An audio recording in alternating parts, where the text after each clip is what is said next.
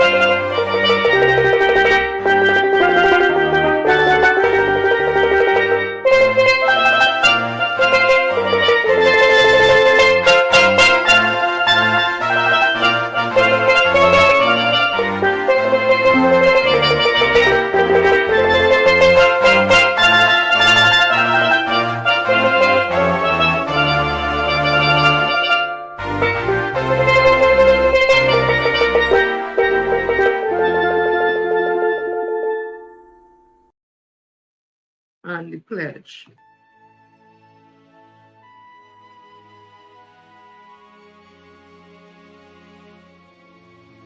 I solemnly pledge to dedicate my life to the service of my God and my country. I will honor my parents, my teachers, my leaders, and my elders, and those in authority. I will be clean and honest in all my thoughts, my words, and my deeds. I will strive in everything I do to work together with my fellow men of every creed and race for the greater happiness of all and the honor and glory of my country.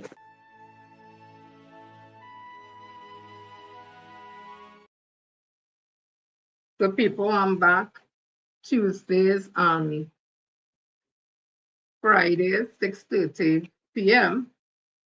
Let me talk the thing unfiltered. And as I said before, I was all caught up in doing these lives and getting everything organized and research, and I have my work to do also, and so much other things that I would have neglected me. And the body say, hey, check yourself. So I ended up with some type of, it wasn't the flu because it wasn't like coughing and sneezing, but I did have fever. And when I get fever, even as a child, I done already a big, the fever used to eat me out. So the fever was terrible, and there was diarrhea with it, and there was some body pains and stuff. So it was a kind of time for me. But thank God that I'm able to recover from it. And I made a decision, hey, instead of 3 days a week, I would do 2. So it gives me enough time in between so that I'm not always rushed on that. So I want to thank you all for staying locked on. I thank you all for those who would have reached out to me. Thank you all for praying for me. Thank you all for calling people to find out if everything okay. I just thank you all, and I love you all for it, and love you all for caring about me that much that you all would be reaching out to find out what's happening with me. Everything is in God's hand at the end of the day because we don't operate on our own. So I give thanks to the Most High Jah Rastafari for all that He has given me and He would have done for me. So let me start one time. So, I always love to do a little history that will not change, but there will be new things that I will be adding. But when it comes to history, that would not change at all. So I want you all to listen to this carefully. We were not savages.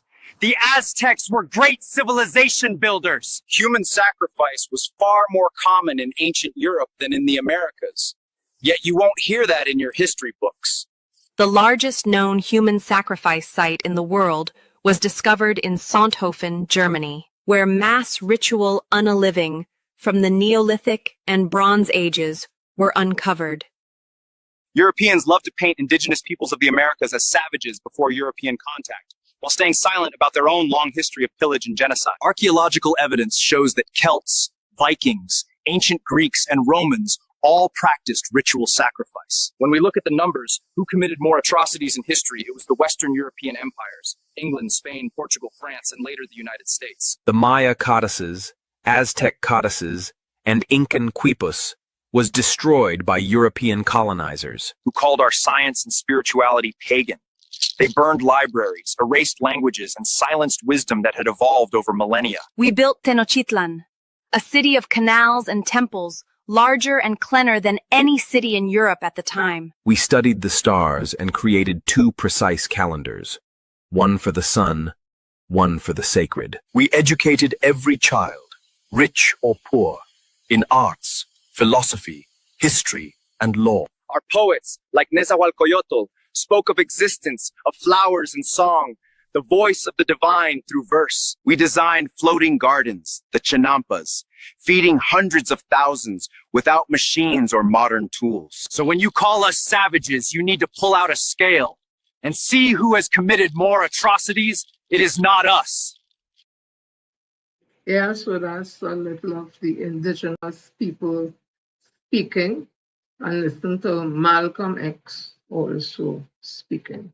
If white immigrants can come to this country 50 years ago with nickels and dimes and no education, and come here and pool their little nickels and dimes and no education, and set up little stores, develop these stores into larger stores, develop this into an industry which creates job opportunities for whites.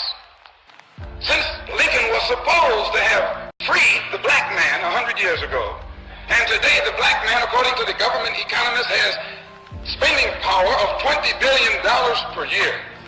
We feel that with the black man spending $20 billion a year, not setting up any businesses, not creating any industry, not creating any job opportunities for his own kind, he's not in a moral position to point the finger today at the white man and tell the white man that he's discriminating against him for not giving him a job in factories that he himself set up. If the black man has $20 billion, and these so-called Negro leaders are such geniuses that they can integrate white restaurants and integrate white factories and force themselves into that which the white man has set up, they should use this same ingenuity to show the black people how to pool our wealth and set up something of our own. And then we won't have to force our way into his anymore. One more thing I would like to point out concerning what he said about 125th Street. We don't waste our time on 125th Street, but you can reach more people in the street who want to change than you can in the bourgeoisie society, the bourgeoisie church, and the bourgeoisie circles. Our program is directed toward the man in the street. So we spend our time in the street, and what we do with that man, instead of trying to change the white man and your mind and make you accept us, we change the mind of the black man and make him accept himself. And as soon as he accepts himself, he'll solve his own problem. He won't be trying to force himself into your factory and into your bedroom and into your kitchen. I want you all to think. These videos that will make you think. It's not just to listen and say, we are here with this. I want you all to think. This is what it's about. These are times to think, and these are times for thinking outside the box. These are times for teaching your children and your grandchildren. I told you all that before. Teach the grandchildren, talk to the neighbor children, talk to your nephews, nieces, and all that. And some of you all didn't hear. Look where we are right now, but I continue. Let's look at Jerome Richards and what he has given back. The dream would have given back when he visited schools. I'm so grateful to God that I'm 31 years old. How old are you talking?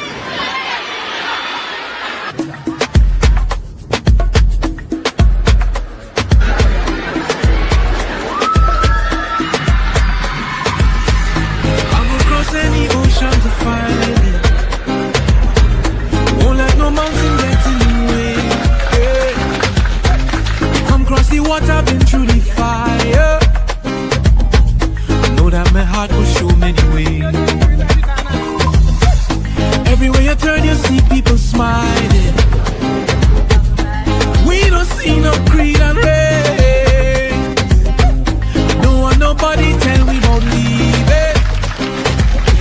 We fight for everything and this is what please. Take me home. Take me home. Take me to a place where my heart don't feel no pain. Take me home. Take me home. Take me home. Well, everybody shouting out right there. It have a rhythm deep down inside there. And if you're looking for me, you go find me right there, right there. A ribidi bim bim bim right there. It have a rhythm deep down inside there. Take me home, take me home, take me home. Yeah, so that's Jerome Richard, just spreading the love, spreading the joy, and the encouragement and motivation to the young ones. And we are still in Calypso month. I want you all to listen to this because you all may not have even known this. This was news to me based on the things the man was saying. Not so much about Shorty I, but I want you all to listen. In tribute of Calypso History Month, I play this video. What is this groove called?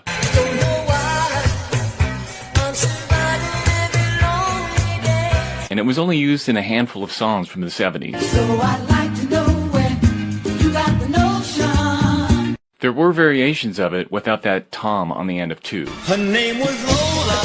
She was a showgirl. But there was always an accent on that end of 2. You'll never find. What is this groove called?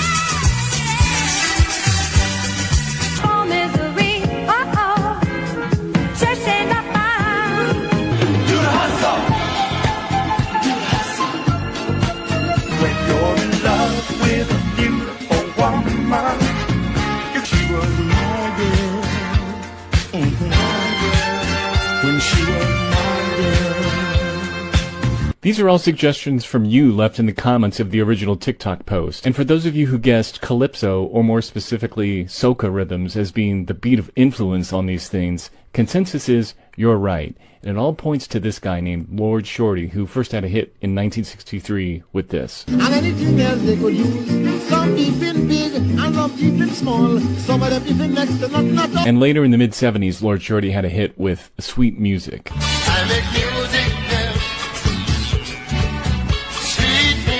Which sounds similar to the ways that disco and pop and beyond seem to incorporate this rhythm. And now we finally have an answer to the question. Yeah, so that's some Calypso history there. Our own Lord Shorty I would have contributed to, with his soca, that genre of music, to the other beats that you would have heard that the Western world would have used. I know plenty of us may not even know that. And also, we may not have known this too. This here is a TNT-born composer, scores Hollywood projects. So let me see if I can read this thing here. Some of Hollywood's biggest blockbusters have been composed by Trinbagonian talent.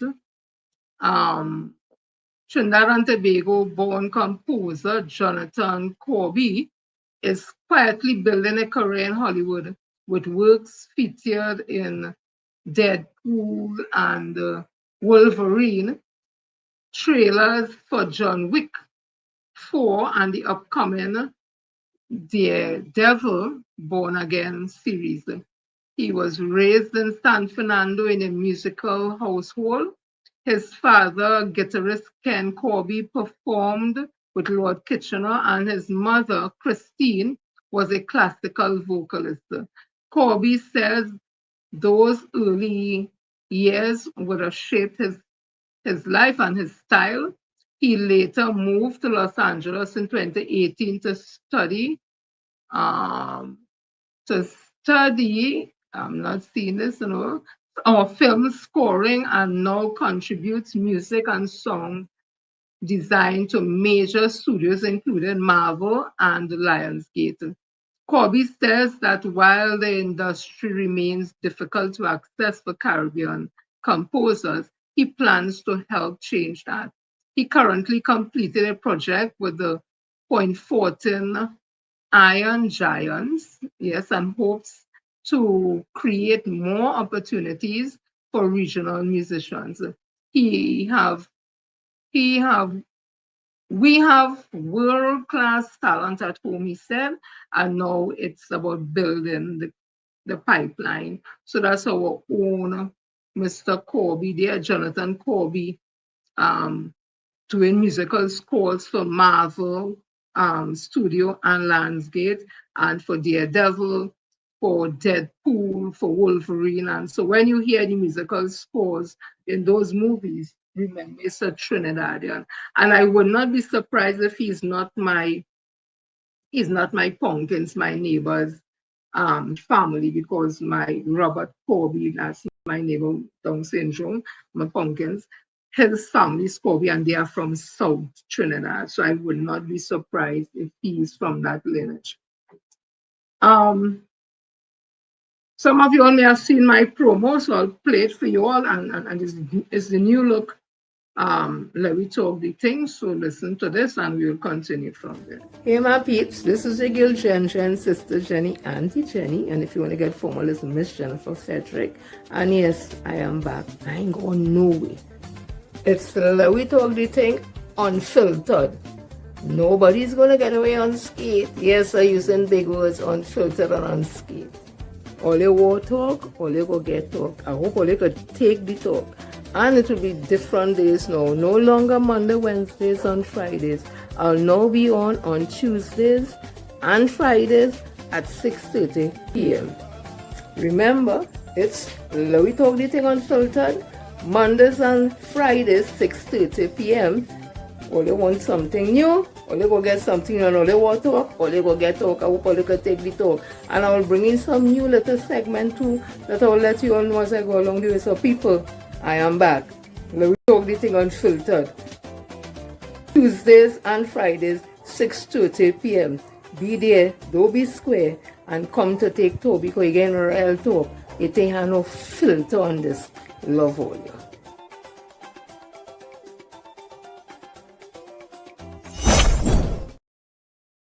Yeah, so that's my new promo. Please share it, like it, and we will talk. So, no sugarcoating means to be direct and honest without softening the truth, even if it is unpleasant. To sugarcoat something is to make it seem more pleasant or palatable than it really is, often by hiding the harsh reality or leaving out negative details. The phrase "don't sugarcoat it" is a request for the unvarnished truth, as explained, and they tell you where that is explained in some video, right? To sugarcoat, it means to represent something in a way that seems to be better or positive than it is, as explained. Don't sugarcoat it is an idiom asking someone to be completely direct and honest, as shown by the post that they would have put up an example. They give an example. A doctor might say, there's no sugarcoating this, the diagnosis is serious. To be direct with a patient about the difficult medical condition. And this is where we talk the thing going. It ain't no sugarcoating, you're taking the pill as bitter as it is. And if you can't take the pill bitter, when you want your sugar, you ain't gonna get it here, so go somewhere else and get your sugar, because I don't have no time.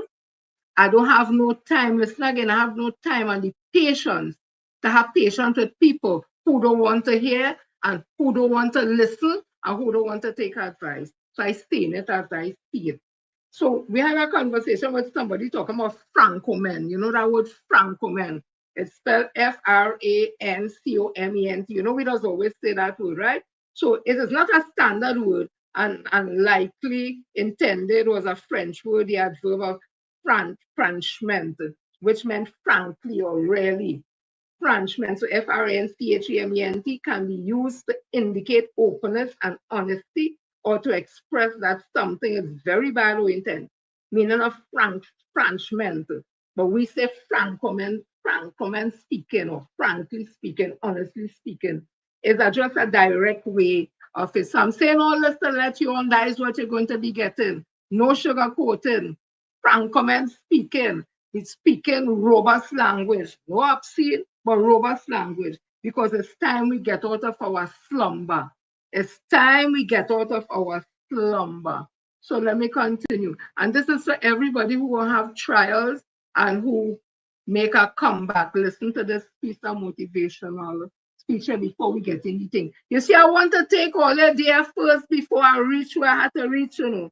So, I easing it. Today's the first day, so I easing all the into it. So listen to this. Your comeback will always confuse those who expected your downfall. They thought it was over, but you were just recharging. You outgrow people when you start healing, because healing changes your energy, and not everyone deserves the new version of you. Discipline is the bridge between dreams and reality. While others wait for motivation, you show up. That's what separates the average from the unstoppable. Yeah? The comeback. Greatest comeback. So let me start this thing.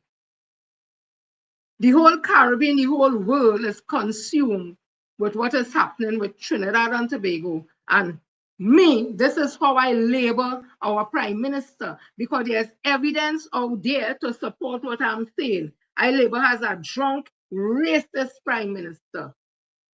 She's the talk of the tongue all over the Caribbean, all over the world. Because what she would have done, she would have aligned Trinidad and Tobago with America, with whatever plans they have, in such a way that she has broken away from CARICOM. She has broken away from tradition. She has broken away from the concept that the Caribbean is a place of peace, a place of dialogue, a place of diplomacy, and we treated issues in that type of way. She would have done that. This drunk, racist Prime Minister Trinidad and Tobago called Kamla Persad-Bissessar. And again, I said drunk and racist based on the things that I would have seen and based on things that people would have said. So I didn't say she drunk. Philip says so. Jack says so. Panda says so. Her good friend would have said that she has issues. So we know this story. I don't have to go back there. And as for racist, I say racist because she would have fired, they would have fired, her government would have fired 10,500 CPEP workers, mainly people of African descent, people from CPEP, people from reforestation. And when you do things like that, that shows discrimination and racism against a particular race. They even cut the funding for the Port of Spain Corporation, for the city of the city of Trinidad and Tobago, the capital Port of Spain, where the corporation is a P&M corporation. And once you say P&M, them see black, they see Negro, they even say the other word that are stayed behind their hands. They cut funding for that, but they put more money into the corporation across the Carney Bridge that have a large percentage of people of Indian descent. So I have to say racist Prime Minister and drunk Prime Minister.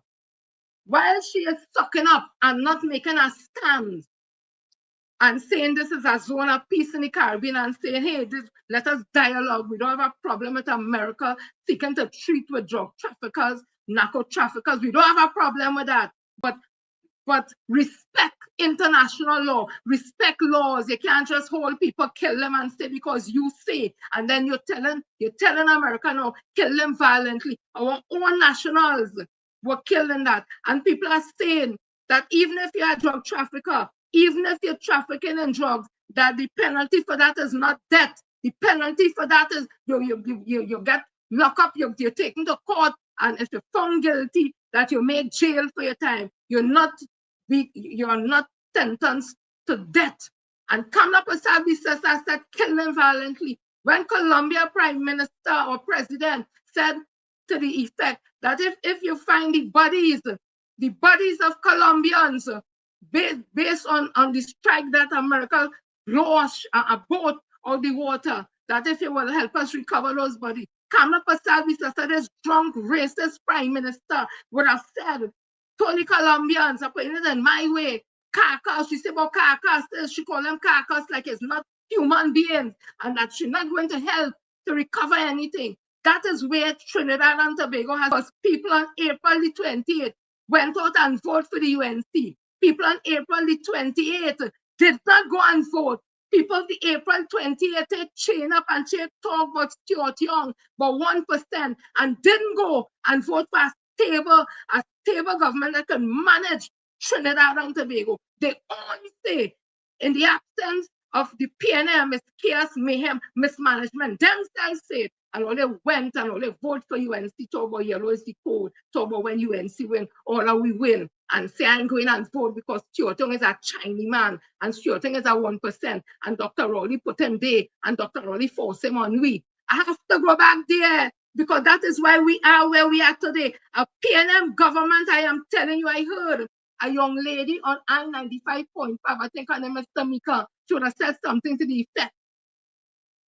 If a PNM government was in office, we would have never been in the position that we're in, and that is the God's honest truth, and all you know that, all yourself. But all they went and voted for a drunk, because we knew she was a drunk, based on the things that they would have said. And I put in the word racist now, based on how she's treating people of African descent in this country. While we dress pussyfooting, while we in Trinidad dress pussyfooting with what is happening in the Caribbean, and when stand up and talk out, when stand up and say anything, the people of Grenada, who understands the history of America getting involved in a sovereign country, they are coming out and talking. They have must have about 200,000 or 300,000 people. We have 1.4.5 million, whatever people, and we say nothing. This is what Grenada is saying. It would be a grave mistake for the government of Grenada to facilitate an invasion of Venezuela, because this is what the United States is planning on the most flimsiest of ideas, of reasons about fighting drug cartels. The Caribbean, going back many, many years ago, T.A. Marichal had always been seen. Every prominent Caribbean politician, except a recent drunk, have declared the Caribbean to be a zone of peace, because the Caribbean has had a history of military operations going back to colonial times and the pirates and all of that stuff. To come now to facilitate the invasion of a sovereign country by a country that has financed a genocide in the face of the world looking at that genocide that's unfolded in Gaza, to now take the military assets of that state in order to facilitate the invasion would be a historic disaster.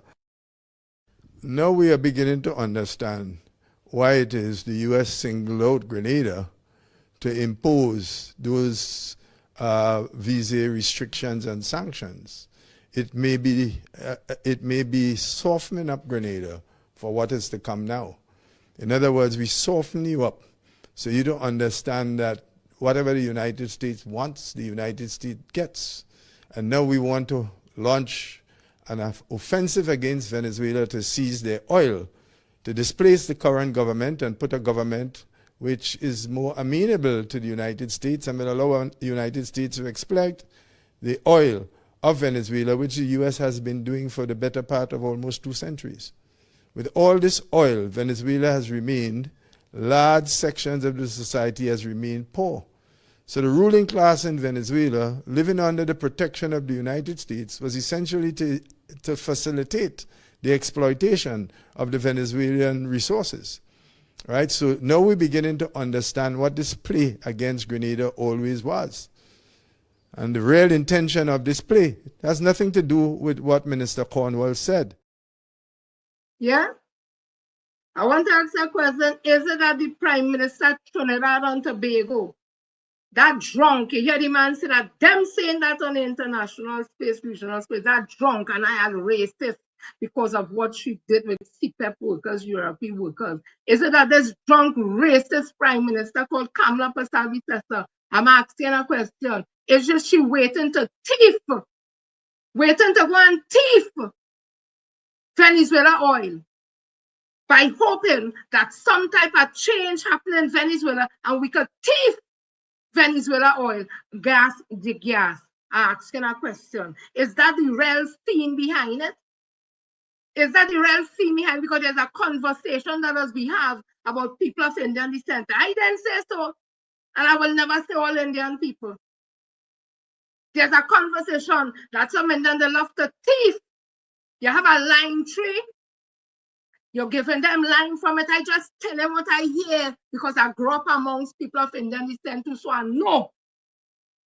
The day with you again, them the little lime, all his neighbor, go, wherever, them plant a lime tree and thing. However, they kill your lime tree. Them lime tree being. When now you come to act on, they tell the neighbor, we can't get, we selling the man, the lime now, and the man does buy the lime and all that. Or they say, that conversation we have, to get work, they will carry their daughter, they will carry their wife for the boss to sleep with to get something. Or if they see they're walking anyway, they have the teeth in. Not me say so. And I never say all Indian people say so. I just asking, because how could you want to get Venezuela gas? It's not your gas, but you want to get it not by diplomacy. You want to get it by talking. You want to get it by negotiation. You want another country to run in there, change our government so you can get it. That thief free. That is nasty thinking. That is not peace. That is not diplomacy. That is not unity. You're looking to bring discord. Come up beside this sister, this drunk, racist prime minister. You will go down in history for the wrong reason. Even the ancestors to come will fight to carry your name. They go change the name because they won't want nobody to know that you was their family. Miss Lady, okay? You trying to make a history for yourself. History is not kind to women, you know. So let me continue. This is what Grenada doing when Trinidad they're doing nothing. The only person I see stand up and talking when it comes to that outspokenness is David Abdullah from the Union Movement. Nobody else is talking. Where's Roger? Where's Anisette? The labor movement came out of these kind of things, came out against injustice, came out against inequality, and stand up and stood up for what is right. And all they hear, none of all, they only cricket. But all they want to say, all the defending workers in this country. Listen to what Jamaica Grenada is doing. Earlier today, our news team was in the capital, St. George, trying to garner feedback from the regular Grenadian on the street as to the U.S. contemplating storing some of their military assets in Grenada. And these are some of the feedbacks that we garnered. Well, that is a question. Grenadians have to think hard before they answer in that question. Because when you're talking about military, that is a base to develop war. Just now we might not have a Grenada. So we have to be very careful before we take action. Because storing arms, I mean, they flowing down here like water to fight war. Mama, don't talk. I think they're safe in Trinidad. They're close. They already been offered space there. I think little Grenada can do without that. What are you going to give us in return for this? But I tell you solemnly, they can give us nothing in return for this, because peace of mind is the most important thing. To tell you the truth, right? I man don't have no problem with the US. This is America. Well, for me, I will give you a history, right? I didn't fight against the Yankees then. Okay? So I find the quality base here. I really and truly don't like the idea. I don't like it. Because of what's going on in the world today and using Grenada as a place to store that, I think conflict is going to store up. If they ask us to store military assets, do we expect them to use this as a base? So for me, it's a definite no. The very thought of war traumatizes me. I feel like a good idea, no? Well, if it's tweeted, I mean, we are target too. No way. We're standing up for that, no way. Yeah? Grenadians are speaking out. What we say in Trinidad, we ain't hear nothing crickets. Even the Rastas, the Rastafarian movement in Grenada talking on. What the Bobo in this country talking? What the 12 tribe talking? Where the Ethiopian Orthodox talking? What they saying? Nothing. All they have a voice. All they not from Trinidad and Tobago. What happened will not affect the Rastafarian community. Listen to the Rastafarian community in Grenada. Remember, America said we was building an air base And then now the same airbase, they want to come and use it to take for space to bomb. So I have one thing to say to the whole and Grenada. Hear this. What are we fighting for? We don't want no war. What we fighting for? What the Rastafari had to say is during the war, during the song, during to the party outside. We say to the Prime Minister, energy speaks louder than words. And the way how we see it go, he going to Africa and going to Ghana and finding his original self, you know, and emanating Morris Bishop, you know, so we don't have to look any far else, but we know you have to say no. We say to the Prime Minister, say no to America, no to the beast, no to the Antichrist. If he says yes, that will be chaos. That will be too much chaos in Grenada. So please, Mr. Prime Minister, the answer is no. We're calling on all the black people, all the African people, the copper melanated people to stand up for truths and rights and justice, equal rights and justice. And no to dictatorship in the world today, no to war. This war is causing us too much harm. So we need to stand up and say peace and love and unity and respect to all nations and respect to the Caribbean people. Venezuela do great things for us as a neighbor. The Petro-Caribbean when gas was down, yeah? And we see they give it 100 houses in Akalum. Yeah, we see that they develop the hospital. So how then, love your neighbor as yourself, not than yourself though, but as yourself. So we can't stand up with America right now to place radar on our international airport. This is Morris Bishop Patriotic, yeah? To find space that means to bomb, to say strategy place, where to bomb, where to hit. So it's inevitable that they could bomb us too. Because we are psychologically drawn to the war. You see? But Rastafari now is a resistance against colonialism, Zionism, imperialism, and all neo-colonialism, which is the new one. All the ism. So Rastafari said no. All ism and schism. No yeah, to ism and schism. Blot out war and destruction. No to dictatorship. Blot out violence. No to Donald Trump. No to America. A song they know. Yeah? Grenadians are talking out, saying something because they understand, they remember the Morris Bishop era. What we doing? Listen to our leaders speak.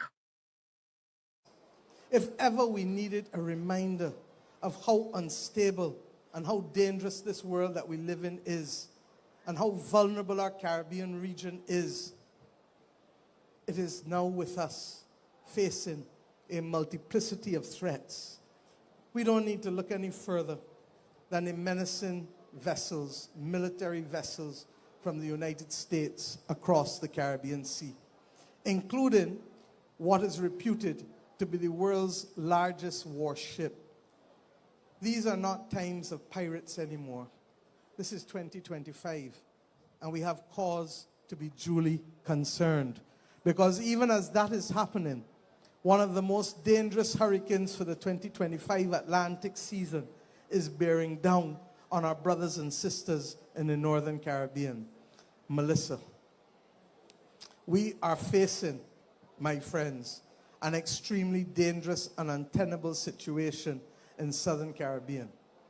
And as a people with a tragic history of being subjected to centuries of big power, orchestrated genocide, terrorism, and warfare, and as a small state, we have invested tremendous time and energy and effort in establishing and maintaining our region as a zone of peace. Peace is critical to all that we do in this region. And now that peace is being threatened, we have to speak up. I want to thank the former prime ministers of the community, the very strong statement issued by them for the fundamental principle that was agreed upon on the formation of the Caribbean community by the Honorable Dr. Eric Williams. I want to thank them because without their statement, we are possibly going to have others think that those who now lead governments are speaking in vain without reflecting on the fact that this has been a core principle of the Caribbean community from its very inception. Thank you, thank you, thank you, Prime Ministers.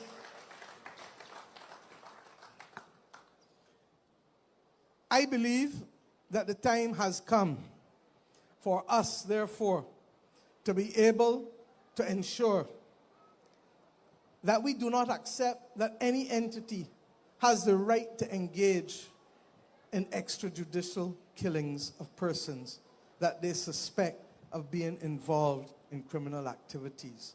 As I said, we stand for the rule of law, and we believe that if there is other intelligence available that would cause you to take action that is an immediate threat to you as a nation, then you have a duty to share it with us. But on the face of it, conflating law enforcement with military action is a dangerous step, as Kerry Simmons advocated a few weeks ago. We equally do not accept that any nation in our region or the Greater Caribbean should be the subject of an imposition upon them of any unilateral expression of force and violence by any third party or nation. If there are conflicts and disputes that are in need of resolution, then the place that they need to be taken for such resolution is the United Nations organization. And the methodology that must be deployed for the resolution is one of negotiation and peaceful actions taken in order to ensure that we can settle disputes. Barbados has always been that place, and that is why we were the location for the opposition and government in Venezuela to sign the pact here a few years ago, because we are friends of all and satellites of none. And I say so comforted that this has been the position of every single government of the country since independence.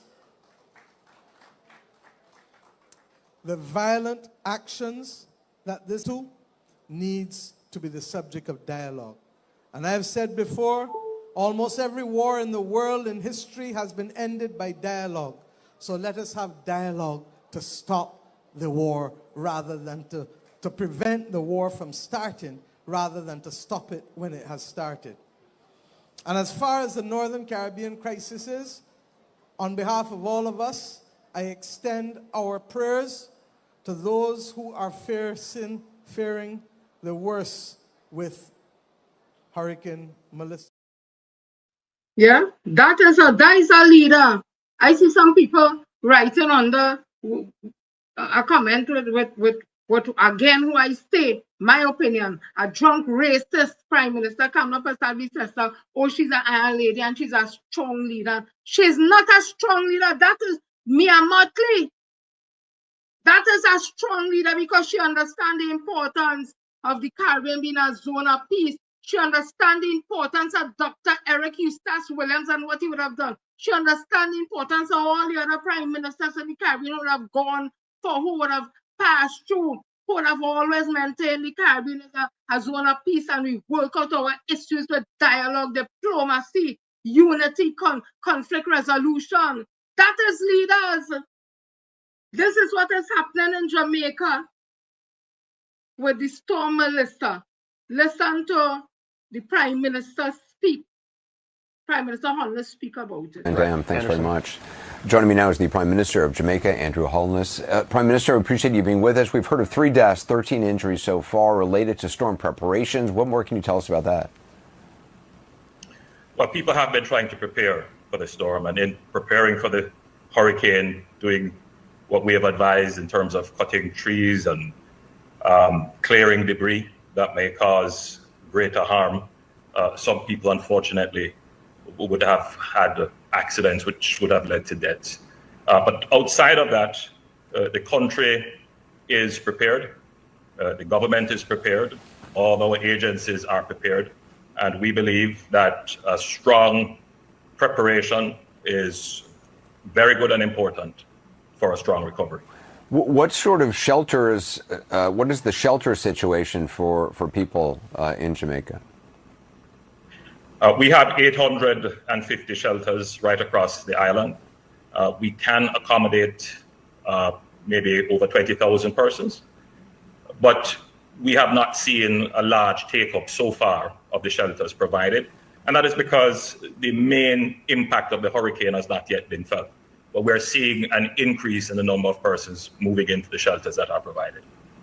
And do you feel like, I mean, following the storm, do you feel like you'll have the resources you need for, I mean, potential rescue operations, food, water supplies, fuel? Well, you know, Anderson, if we're hit by a Category 5 hurricane, it will take far more resources than Jamaica has to recover. But we have prepared with a multi-layered system of response. So within the first 2 weeks, we should be able to mount a humanitarian response, and we should be able to address immediate needs. But the long-term recovery and the medium-term recovery would require support. And what have you seen in past hurricanes? What's been the biggest issue in the wake of past events like this? Well, certainly in Beryl, which we faced last year, infrastructure was the main issue. If we get this Category 5 hurricane, there would be major damage to our road infrastructure, bridges, drains, and possibly some damage to ports and airports.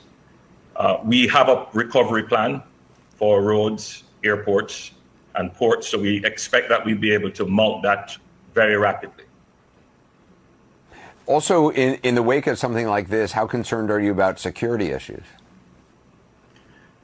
Well, we have a security plan which is quite robust and which has been very effective. So far, we have not had any break in public order, no reports of looting or any other threat to public order. Our security forces have been mobilized, and they have been very effective so far, and we expect that they will continue to be effective in maintaining law and order. So some Jamaican officials have talked about problems with misinformation, fake videos. What have you been seeing? How big a problem? What kind of problems is that causing? It is a big problem, but not bigger than anywhere else in the world. Clearly, in the age of social media, the citizen journalist is a phenomenon that we all have to address. It's part of freedom of the press. We defend freedom of the press in Jamaica. But our strategy is to informationalize our citizens. So we are constantly facing the citizens, giving them information for them to be able to make the right decision and discern what is true and what is not true. Well, Prime Minister, I appreciate your time. I know how busy you are. I wish you for having me. And everybody good luck. We'll continue to check in and follow this. We continue to pray for the best, and we continue to prepare so that we can overcome and recover better than before. Well, thank you. Yeah? While Jamaica is battling down this Category 5 Hurricane Melissa, I saw Petia's hospital. I don't know which hospital it is, all the roof gone, everything gone. I want to urge the largest warship that America have that is down in the waters now, because I understand the crew trained for disasters and all that. I hope you all will be on hand, not for war, but to go and help Jamaica, evacuate them, help the sick, help those, put them on the ship, so that while they're trying to sort out the issues, while the storm is passing through. I hope you all turn all the ship around and go to Jamaica and wait there. The biggest warship, I see Trent from Trinidad, school Trent, bright eyes, smiling, happy to go to see the ship, to go on the ship. I hope all of we have humanitarian feelings towards the people of Jamaica and not just down here to bring no war in we zone. This is a Caribbean, is a zone of peace. We don't want no war. We want negotiation. We want dialogue. We want conflict resolution. So I hope all of you, all the humanity, this big warship, one of the biggest warship America that is down here in all its splendor, where the train at Trinidad went on it today. The future went on it today. The future. If only bring war here, there will never be the future. They went on the ship to see the ship. I hope all of there in the waters to be able to help Jamaica, to help Cuba and any other country where Melissa battered. I hope all of there for that. Be a big brother. Be a big brother to the Caribbean and help in that way. Don't bring war to our country. Don't bring war. Don't bring war to this part of the world. We are a zone of peace. The Caribbean is a zone of peace. And while Jamaica is battling down, we have our students across there in Mona. And the worst minister of foreign affairs that have, I call him a UNC dunce. That's Sean Sobers. He said government coordinates support for TNT students in Jamaica. Minister of Foreign and Caricom Affairs Sean Sobers said his ministry has been coordinating efforts to ensure the safety and well-being of Trinidad and Tobago students at the UWI Mona campus in Jamaica as the country braces for the impact of Hurricane Melissa.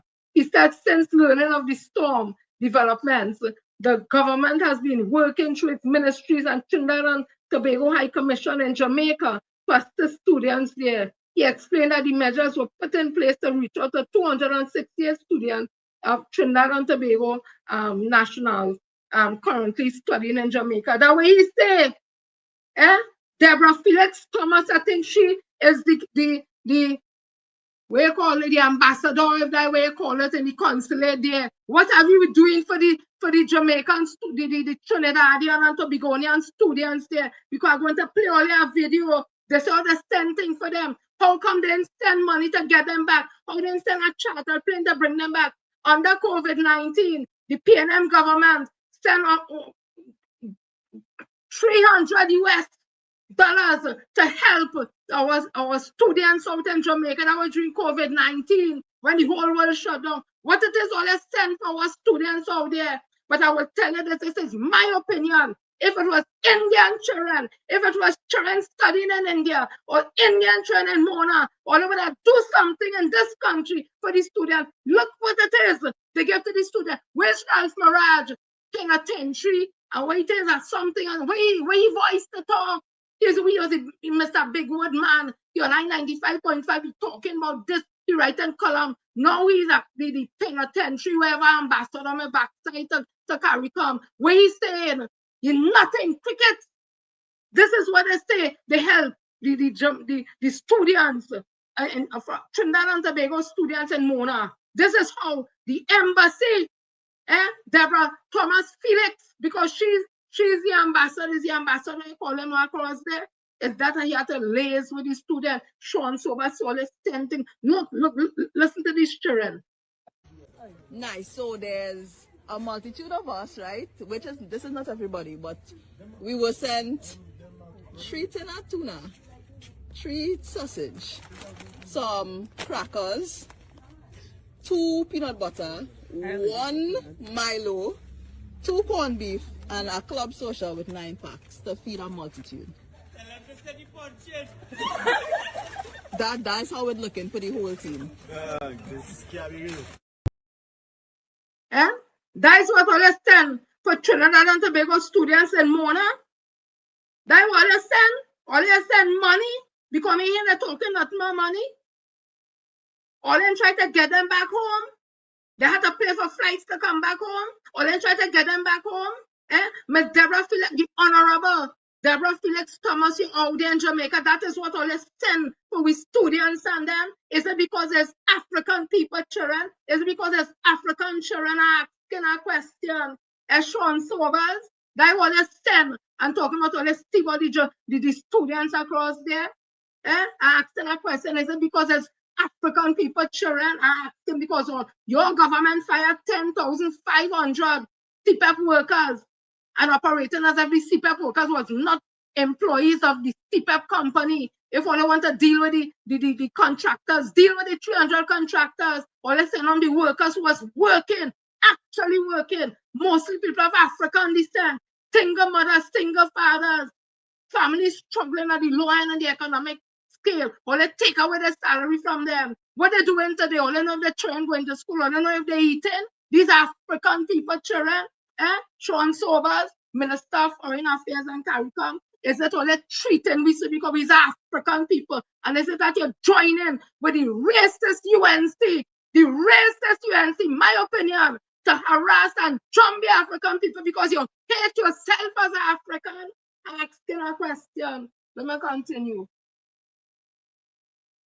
All who feel that this prime minister, this drunk, racist prime minister, in my opinion, as I say again, I have evidence, in my opinion, to show she's a drunk and to show she's racist. All who feel she's the best thing after sliced bread, all you're sick. All your UNC supporters, all you're sick. There's a sickness all they have, a sickness for corruption, a sickness for evilness, a sickness for racism and discrimination against people of African descent. Yeah? All they happy with that? All they happy with that? All they feel she making good history? Listen to this. All they feel she making good history? Nobody in watching Trinidad and Tobago no feel. In fact, they're watching she and they're watching UNC. They ain't watching the rest of the week. Eh? Listen to this. I get this offer somebody named P.S. Robinson page. Breaking news: Venezuela Parliament to declare Kamala persona non grata. The National Assembly of the Bolivarian Republic of Venezuela has just placed on its official agenda for debate today, October the 20th, 2025, at 2:30 p.m., a motion to declare Trinidad and Tobago Prime Minister Kamala persona non grata. The same agenda includes the second discussion of the Commandos Bill of the Integral Defense of Venezuela, a sweeping national security law empowering special military units and amidst rising regional tension. This is an extraordinary diplomatic escalation. If passed, it would mark the first time in modern CARICOM history that a sitting Caribbean head of government is formally condemned by the Venezuelan legislature. That is where we reach. Kamala persona and all who supporting she. You know what is persona non grata? It's a Latin phrase meaning unwelcome person, most often used in diplomacy to describe a foreign diplomat who is unacceptable to the host country. A host country can declare a diplomat persona non grata, requiring their home country to recall them or face the person being unrecognized as part of the diplomatic mission. The host country does not need to provide a reason for the declaration. In a diplomatic context, who can be declared a foreign diplomat or a member of a diplomatic mission. And how it works, the host country can notify the sending state that a diplomat is unacceptable at any time. The consequences of that, the sending state must either recall the person or terminate their role. And if they don't, the host country can refuse to recognize the person as a member of the mission. The reason behind it, the host state is not required to explain its decision, though reasons often include suspected espionage, criminal act, or activities deemed incompatible with diplomatic status. A person can be declared persona non grata even before they arrive in a country. And this is in a diplomatic context. When it comes to diplomats, they're applying this to sitting prime minister at Trinidad and Tobago, first time in history. This drunk, racist prime minister Kamala persona, and again, I'm staying drunk based on what people say, and I'm staying racist based on what they did to 10,500 CPEP workers, and mostly people of African descent, to URP workers, to reforestation workers. Yeah? She's persona non grata. It's a shame. And all who support and she always shameful. Always shameful because they don't understand what that means. Let me continue. All they want to talk, all they will get talk. Kamala persona, since they came into office, has been running this country on a SOE, a state of emergency. So like that is the crime plan. When Dr. Keith Christopher Rowley under the COVID-19 had a SOE, they had all kind of things to say. And when the PNN, before coming out of office before the April 28th general election, had a SOE, they had the worst to say. But the government having a SOE and they don't have a handle on crime and they fail. But since they came into office, April 20th, we have been under a state of emergency and they're going to extend it. A state of emergency suspend your rights under the Constitution. You have no rights. The police have all rights. The police could just stop you and say, look suspicious. They could hold it for 72 hours and you have no recourse. That means that all your rights suspended and all you're comfortable in Trinidad and Tobago with that. This the crime plan. If it was the PNM would have done that, or they would be rioting, or they would be complaining, or they be cussing Dr. Rowley and saying he's a dictator, he's a tyrant, he's evil and he's wicked. But nothing. Crickets. When it comes to the drunk, racist prime minister at Trinidad and Tobago, who have we under SOE since they came into office. They have a Ministry of Homeland Defense, Homeland. They have a Ministry of Security. They have all kind of ministry. They split up national security and all these kind of things. And you can't tell me they have a new commissioner of police. They have a new this, they have a new that. And the only thing they could do is run this country with a state of emergency. And people just comfortable with that. You don't understand that all your rights suspended. You don't understand that you have no rights. You don't understand you can't talk. You don't understand if the wicked, some politician wicked against you, they could get the police to lock you up. You don't understand these things? What all I need to understand? Under the PNM, all of us have out. Under the PNM, all of us want to come out and to march and to get on. Under UNC government, all of us hush. All of us yes, crickets, cricket and more cricket. Nothing all you said. This is the crime plan. A state of emergency is a crime plan. All are willing for this to go till next year, March, next year, April, and all are quiet with that. All are wicked to all yourselves, boy. That pure wickedness to all yourselves. Because if it was a PNM all out there, all they call Dr. Rowley, all manner of things. One thing the PNM would never do is send on 10,000 CPAP workers, send on URP workers. They would not cut programs. They would not cut OJT. They would not cut money from the school feeding program. They would not disenfranchise people that are flying away. You'll be getting your salary on time. They can't find salary for people. Look at the Ministry of Sport and Youth Affairs. They change it from the Ministry of Youth Development National Services.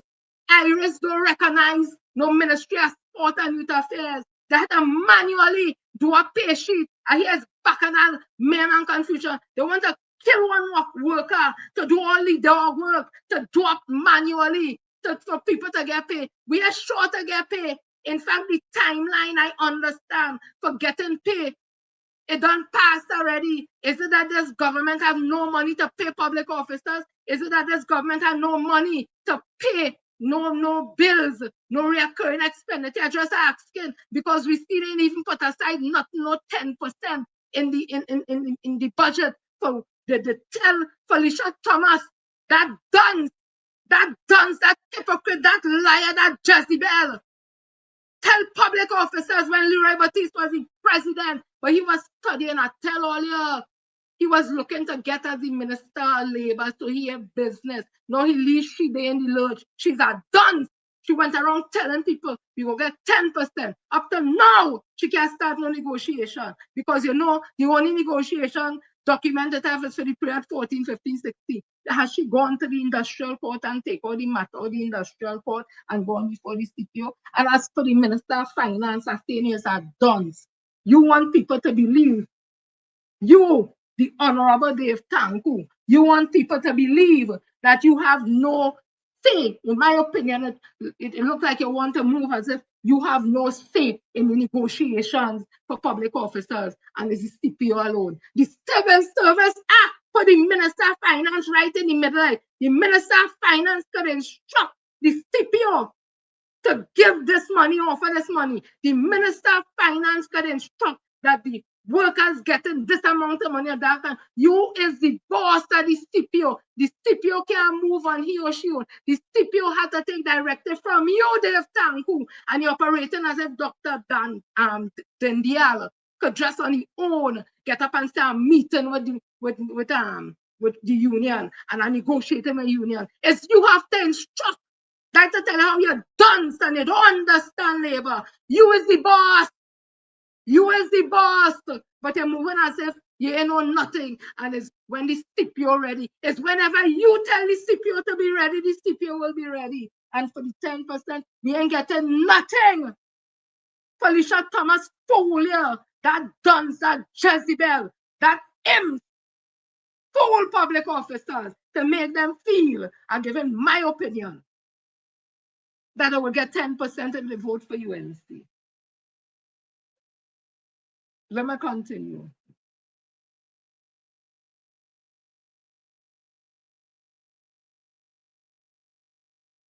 Kamla Prasad Bissessa has said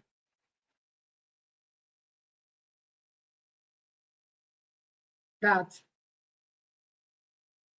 this was in the Newsday. This was a couple of days ago, October the 24th. The PNM protecting drug mafia undermining TNT safety.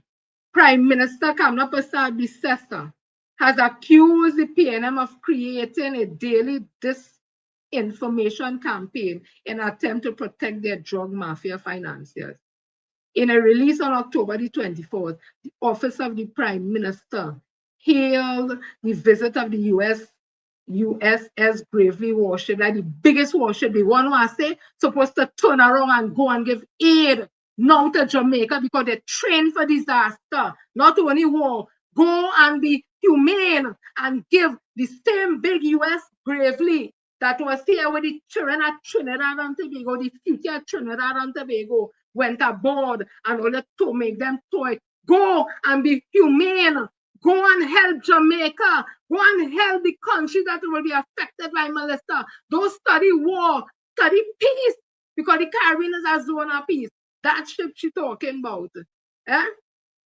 She's saying this woman, this drunk, racist prime minister, in my opinion, playing up to the US government, she's playing up to Washington, always acting, talking about the PNM involved with drug traffic and drug mafia and all this kind of thing and finances and all that. The same as she stand up in the UN and talk about this country, about how much crime and how much killing and all that, trying to build a case to support America coming in Caribbean waters and blowing up boats without doing it by due process. She built a case in the UN and she want to build a case for the PNM and drug traffickers and all that. I want to ask her, and you know the sad thing about it?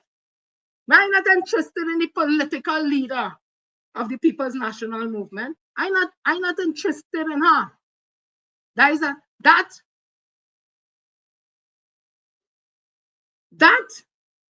is a party issue. I'm not interested in that. I'm interested in the opposition leader of Trinidad and Tobago. Listen to what the opposition leader of Trinidad and Tobago is responsible for before I go on. Did you know? The opposition. Following the results of a general election, the opposition is usually made up of the political party or parties in parliament that do not form the government. The opposition is extremely important in ensuring that the government's decision-making processes are transparent and can stand up to scrutiny by holding them to account for decisions and actions taken. The Constitution provides for a leader of the opposition who is appointed by the President. That person is a member of the House of Representatives who, in the President's judgment, is best able to command the support of the greatest number of members of the House of Representatives who do not support the government. That is what I'm interested in. The opposition leader, Trinidad and Tobago, whether it's PNM, it's UNC, it's voted or voted like PNM, all citizens of Trinidad and Tobago, that the opposition leader is there to keep the ruling government in check. I'm not interested in no political leader, no PNM, that PNM people thing, that party thing. My concern is the opposition leader, Trinidad and Tobago, and the way she responds to things, the way she presents things. Whoever writing for her, they're writing this long thesis. People not reading them long thing. Get to the point. You're boring. You're weak in your presentation politically. I'm talking about opposition leader Trinidad and Tobago. So the government of Trinidad and Tobago, led by this drunk, racist prime minister, in my opinion, said that the PNM, for you, opposition leader, is a part of the PNM. You love to stay there a long time and you deserve to be there. All them kind of thing. You was government minister. You serve here, you serve there. She's saying the party that you opposition leader, a part of, is involved with criminals and drug law. And your only response is to say the opposition leader has condemned Prime Minister Kamla Prasad Bissessa for claiming that the PNM party was linked with drug mafia. In a statement October 24th, the PNM said a statement was entirely baseless, viciously reckless, and highly defamatory. It said the statement was a desperate attempt to distract from our government failures and the growing backlash against our leadership. And it went on to talk. My thing is this, say all that, but then come back. We have in this country right now international. We have in this country international journalists. International journalists. We have in this country right now. Oh gosh. Director, just remove this. Director, just right. Thank you. We have international journalists in this country right now. The drunk, racist Prime Minister Trinidad and Tobago, and in my opinion, and I basing that on things I see, and I would have heard and make my opinion based on that. So that the PNM, that you, opposition leader, is a part of the PNM involved in drug cartel and drug this and all that. And all you could simply say, well, you know, it's reckless, all that. Why you can raise the issue?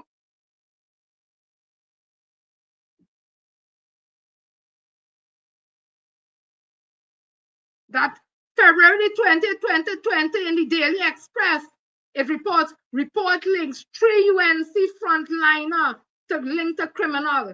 This is Gary Griffith talking. It's Arapooch East MP, Dr. Rudal Munilal, and 2 UNC deputy political leaders, one of whom was a senator, and another one used to be a managing director of the Housing Development Corporation, have been named in evidence given to the Joint Select Committee on National Security as having connection with known gang criminals and gang leaders. Why you can talk that, say that?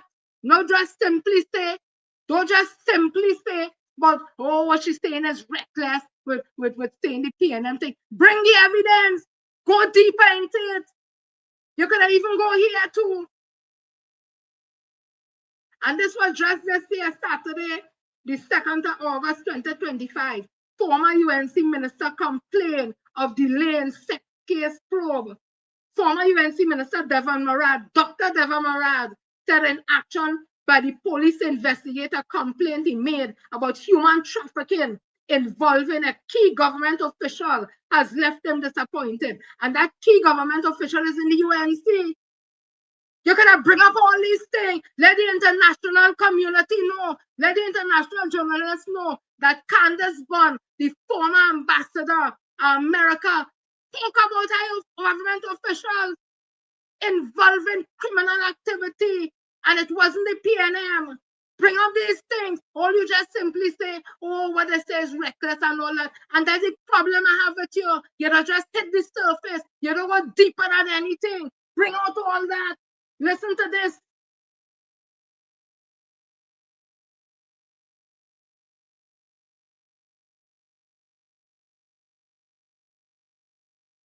Listen to this. You can have mentioned this and all. This is Dr. David Mohammed speaking about the criminologist book, Darius Figaro book. This is what he had to say on page 88, I think it is. This is what Dr. David Mohammed had to say. Director, put it up for me, please, now, because I ain't seen it. I ain't seen it. I ain't seen it. It says on page 80, there exists in Trinidad and Tobago presently interlocking directorates made up of primarily Indo-Trinbagonian drug lords or their functionaries in the public sector who enjoy special relationships with the entire UNC government. And he talks about the East Indian drug cartel. Yeah, that is written in Dr. Figaro book. Dr. David Mohammed talk about it. He speak about the UNC, the whole of the UNC involved with criminal and drug thing. You tell me as the opposition leader, Trinidad and Tobago, your only comment on what Kamala Basabi's sister say is to talk about what she said, reckless and all that. Bring the evidence, show the people that there has been conversation about links with criminal gangs and all them things, not the PNM, but to the UNC. You ain't bring nothing at all. Just talk and all. They want me to simply say I supporting that. That I supporting that. That is opposition leader Trinidad and Tobago. Everything on the surface, nothing below the surface, no depth of anything. I heard on an interview this morning again. It's just on the surface, just surface. You don't go deep in anything to bring no wealth and knowledge and to bring nothing just on the surface. And I'm telling the people again, I'm telling your supporters again, opposition leader, them constantly will change the fact that you're weak politically. It won't change the fact that you cannot lead. It won't change the fact that people are speaking out, not PNM people, people on the outside Trinidad and Tobago speaking out and saying you're weak. They say they even have a presence on social media. The young people talking against it. The young people saying that you can't lead. It's not we saying so. So all the PNM people stick with all the political leader and all the little space and be happy with that and say, oh, she has more support, more than that people think she have, and she ordained, and it a poll do that show that she's the leader and she can win election. Well, let's stay there with that in the PNM. Stay there. We talking about the opposition leader, Trinidad and Tobago, understand the difference. Let me continue. So crickets on that. You ain't have no strong case to show that there's evidence and information to show that the UNC is linked with human trafficking and all kind. Not we say so. Dr. Darius Figaro says so. Dr. David Mohammed read it from his book. It's not we say so. Dr. Devan Moraj went and signed affidavits that saying that, I'm paraphrasing, that there's a seat person in the UNC, a minister or a high official in the UNC involved in human trafficking. You were talking nothing about them thing. You just talk about all reckless and come now, man, waste that time, boy. Let me continue. As I say again with David, the Ranjana Tanku, you cannot distance yourself from the CPU as if the CPU operates on its own. You can't. And how callous you are. You're one of the worst ministers of finance. You can't fit in, you can't step in the shoes of Winston Buchanan. You can't step in the shoe of people like this Wendell Motley. You can't step in the shoe of Mr. Deceased Patrick Manning. You're a dunce, a UNC dunce, in my opinion. Listen to what you said. People are already stressed. People are already suffering. Yeah, you bring more tax. Or they talk about the PNM government with tax. Or they bring tax now, where or they taxing landowners. So they're passing on that now. They will pass it on to the tenants and them. Here were you, Dave Tanku, and Minister of Finance. Here were you telling people. Here were you telling people. Tell me if you're right or they're sick. If a landlord passes on the charge, because they are now going to be faced with a charge, the landlord passes it on, find the next place to live. Yeah? Here what that callous, heartless dunce is telling people. If the landlord pass on the rate to you that he and he government put on landlord, they just move. Move and go away there, Tanku. Move. Look. We're not going to move up in the Pink Palace. We're not going to move and go. Or let's fire 10,500 CPEP workers, URP workers, reforestation workers, contract workers, and all they're going down the line. And now you put a tax on because plenty of them don't have a home they're renting. You put a tax on landowners and house owners and that, which they will pass, of course, because of business to the tenants. And you telling them if that happen to move, where the hell they're going and move their tank? You're done. Or they don't care about people. You're a dance, in my opinion. You can't fit in the shoes of Winston Buchanan. Let me continue. This man say he vote for UNC. More, they're going to come out and talk. Oh yeah, good evening. Assalamu alaikum. Sitaram. Yeah, what I saying, right?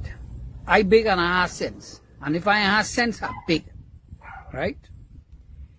The US coming with a battleship in Trinidad and Tobago port, right? We trying to get natural gas deal from the Dragon gas, right? From Venezuela, right? From Venezuela, right? And these people when we come in Trinidad and Tobago, I don't know. I went to school, I finished school in Form 4, I didn't finish in Form 5. But I know that I have a little sense, right? With these people them come in Trinidad and Tobago, right? That only cause more tension between Venezuela and Trinidad and Tobago, nothing else.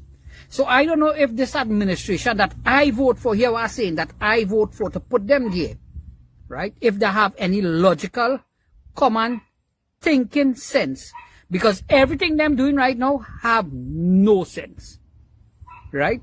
We vote for a better Trinidad and Tobago. Better we leave Rowley right there, because at the end of the day, Rowley just shut him out. If he cut a deal with Venezuela, he shut him out, right? So, all who big and have sense, right? And all who big and don't have no sense, all the way I have to think about that. How much tension that going to cause? Peace out, or they have a blessed day. Here with the drunk, racist Prime Minister Trinidad and Tobago, in my opinion, say, imagine she's saying and accusing CARICOM as siding with Venezuela. You want people to side with you to allow America to invade Venezuela and then get the thief gas. You want people in the Caribbean and CARICOM, this zone of peace where we are accustomed talking it out, diplomacy, conflict resolution. You want CARICOM to stand with you. That's what the man had to say is a drunk. And Boland, because CARICOM saying this is a zone of peace, you Boland to side with Venezuela, we siding with peace. Because when Venezuela and Guyana had the issue, there was escalation and a de-escalation. It was a de-escalation because CARICOM leaders come together when Venezuela, St. Vincent and had dialogue. Maduro was there. Formerly the president was there. And they talk it out. Let it go to the court, the international court, and treat the matter. Yes, they have the little skirmish and then, but it's always talk it out. Dialogue. You don't want that you are war. If you're not happy, Miss Kamla Pasabi's sister, me and if you had children, if you ever make children, you know you the joy of having children. I don't know if your life's so unhappy that you don't care about the young children, the Indian children, the African children, the Chinese children, Syrian children, Caucasian children in this country. Even if Venezuelan children in this country. I don't know if you don't care about the future because you don't even care about you. I don't know what it is, but you seem to be a hateful, empty, racist woman. How you could vex with CARICOM? CARICOM doing what CARICOM does do, standing up for peace in the Caribbean. You say no, they're standing for peace. They're standing for unity. You want war. You're a wicked, evil woman coming up with service. That's in my opinion. I say so. And it gets worse, you know. It gets worse, you know. That's what I tell all who supporting Kamala for service tester and the UNC, all the wicked, all the generation, all the wicked, all the children, all the wicked to the children of Trinidad and Tobago, and all the wicked to all their own family and all their own children. Argentinian journalist, he warns the Caribbean it is at risk as U.S. warship docked in TNT. But the only person seeing a problem with that is this drunk, racist Prime Minister called Kamala Pasabi-Sessa, calling her that based on things I would have heard and read and seen. What they say about she. Yeah? Raphael John Lal. This was in The Guardian 2 days ago. Argentine journalist. The story was written by Raphael John Lal. Argentine journalist Marcos Salgado, based in Venezuela, is warning that Trinidad and Tobago has become a danger to the entire Caribbean region allowing the United States to carry out military operation in the waters of the Gulf of Paria, a maritime space bordering Trinidad and Tobago with Venezuela and other Caribbean countries. On Friday night, during the broadcast of the Venezuelan program, Mapa de Conflictio, in Spanish, if the pronunciation wrong, my apologies. Salgado said that TNT has compromised its integrity as a state by violating the proclamation of Caribbean waters as a zone of peace within the framework of Washington's military threat under the narrative of fighting drug trafficking. What we journalists in Trinidad and Tobago say, crickets, crickets, and more crickets. But they want to be respected. They want to be called journalists. They want to be called reporters. They want to be called investigative reporters. What are they saying? All kind of things going on in this country, and cricket is the international Al Jazeera and all of them who down here is who carrying the news as if them living here. TNT is once again deeply compromised by US policy. It has become a danger not only to Venezuela, but for the CARICOM as a whole, which has already stated that the area must be preserved as a zone of peace. However, in this context of US aggression against Venezuela, TNT is going to allow one of the frigates involved in the aggression to conduct exercises, he said. Salgado made these comments as the U.S. warship, the USS Gravely, which is an what? I ain't feel to pronounce this right now. I'm spelling it how they pronounce it. Alia, right? Alia Burke class guided missile destroyer is about to dock. Well, they don't dock in Trinidad and Tobago. And all the little school children and them excited to go. I don't even understand if they understand the gravity of what is happening.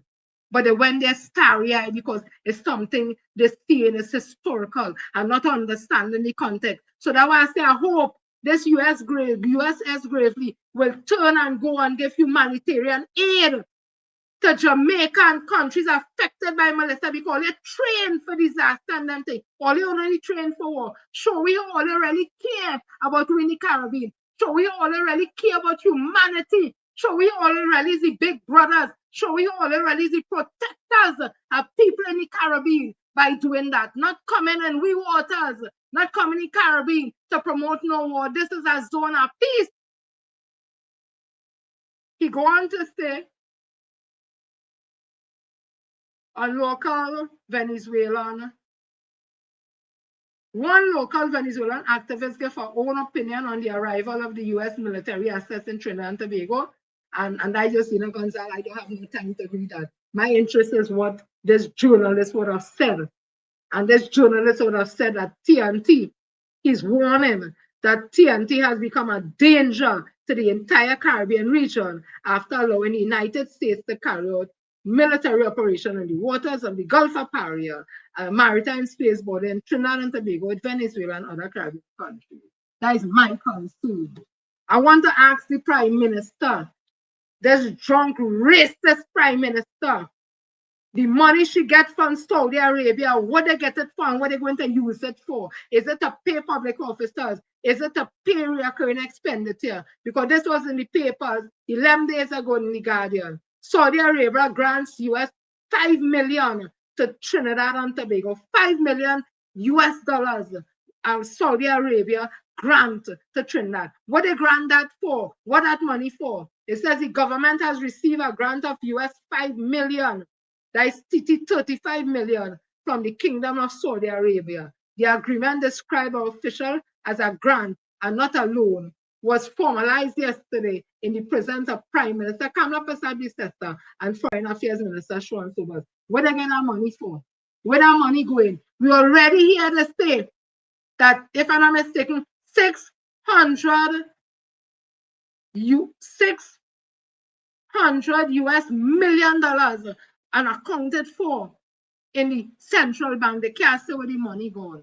Let me continue. This is Dr. Marlene Atz speaking She's a senator, independent senator, speaking on the budget. The budget that dunce, in my opinion, Dave Tanku prepared. Listen to Dr. At. Borrowing to fund consumption or deferred obligations simply shifts the burden to future generations. On this score, Madam Vice President, it was concerning to me that the budget presented by the Honourable Minister did not mention the government's intention to borrow $18.96 billion. There was no mention of that in the budget presentation. But when you went to one of the yellow books, you saw borrowing of 18.965. And borrowing by itself is not a problem, particularly when you have declining revenues. That is not the issue. What concerns me is the change in the consumption of the borrowing. In recent years, government debt has been largely domestically financed, but the 2026 estimates point to a pivot towards foreign borrowing. So of the 18.965 billion, 8.1 billion comes from the domestic market and 10.9 billion comes from the international market. This shift in the composition of borrowing will bring higher costs, greater exchange rate risk, and, of course, repayment obligations in foreign currency. For the benefit of the citizens of Trinidad and Tobago, let me be pellucidly clear. Each dollar that we borrow in foreign exchange must be repaid in foreign exchange. And I ask, how will these debts, because borrowing is a debt to the people of Trinidad and Tobago, how will these debts be serviced without worsening the foreign exchange strain or without driving the debt-to-GDP ratio higher? Those are fundamentals, Madam Vice President. The implication of this pivot to foreign borrowing is that the country must earn or save foreign dollars through exports, reserves, drawing down on reserves, or further borrowing. If these inflows of foreign exchange do not materialize, current and future generations will shoulder the burden through a devaluation process, most likely, or higher taxation. Because every dollar borrowed today, let me repeat, every dollar borrowed today is a promise to repay in foreign exchange tomorrow. Yeah, that is Dr. Malvinas, and she went on to say this. A credible budget must go beyond good intentions. It must show how the government plans to confront our most pressing realities, including issues of crime, foreign exchange shortages, and rising debt. On these counts, Madam Vice President, I felt that Budget 2026 fell short. I think, if I'm not mistaken, Senator Dan Paul would have spoken about collapse, that this budget has collapsed. And me as a layman can see it happening because they peg the budget on oil prices, gas prices, and projected prices and money to come in. But Venezuela, stop everything, stop all contract with we. Manatee, Cocoon, and all them things. The one where more on we side. All them things stop. So where we getting money from? They say that Kamala Persad says persona non grata. They want no talk with she, nothing, no negotiation. She went to get a OFAC license and was happy to get a comment to that. You see the Stuart Young trying to get some information from, again, my opinion based on what I see and what I've heard. This drunk, racist Prime Minister Kamala Persad. The country should now be aware that $3.5 million from a traditional $29,000 is now being allocated for promotions, publicity, and printing. Would the member for Siparia kindly advise What is going to cost this country $3.5 million? Is it for the front page of OCM's Express newspaper and editorials? Yeah, they can't answer. Money left and right, send, they can't answer nothing. The Minister of Tertiary Education talking about, oh, the ministry was left in a mess by the PNM government and it's vacancy and we have to fix it. And that to tell the man that dumb, like something does happen to you when you become a UNC, like it does get done. That to tell him, boy, that ministry exists for 10 years. What happiness you're talking, boy? We're talking about now that you had the ministry at tertiary. What vacancy you talking about? They done talking about a ministry that never existed, that they had to fix now because the PNM understand that is the kind of level of ministers we get in this space now. Well, let me tell you something. The Standing Finance Committee showed up. The dunceness, the inefficiency, the inexperience, the tortishness of the UNC ministers and them. Let me continue. I'm giving my opinion based on what I'm entitled to my opinion. So as I say,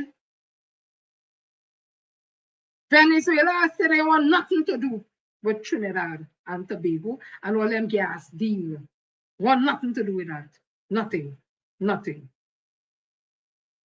This is what the Prime Minister, this drunk, racist Prime Minister at Trinidad and Tobago say. This was in the Trinidad Express. And are you telling me people supporting that or they're sick? Our future does not depend on Venezuela, says the Prime Minister. Oh, yeah.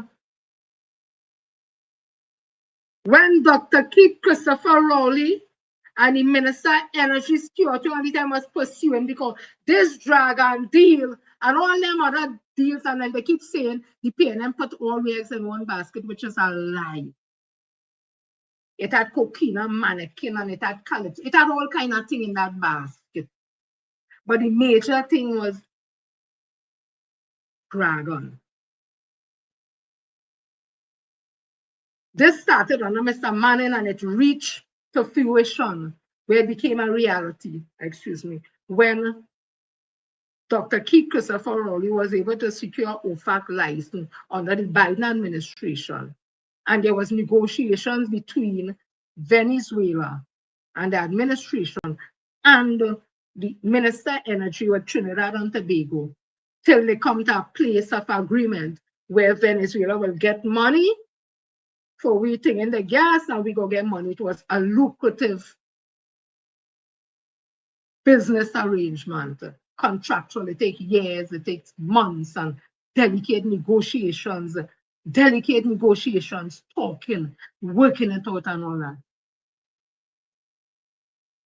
When the change of administration in Washington, the license was pulled back, Kamala started to say the dragon deal dead.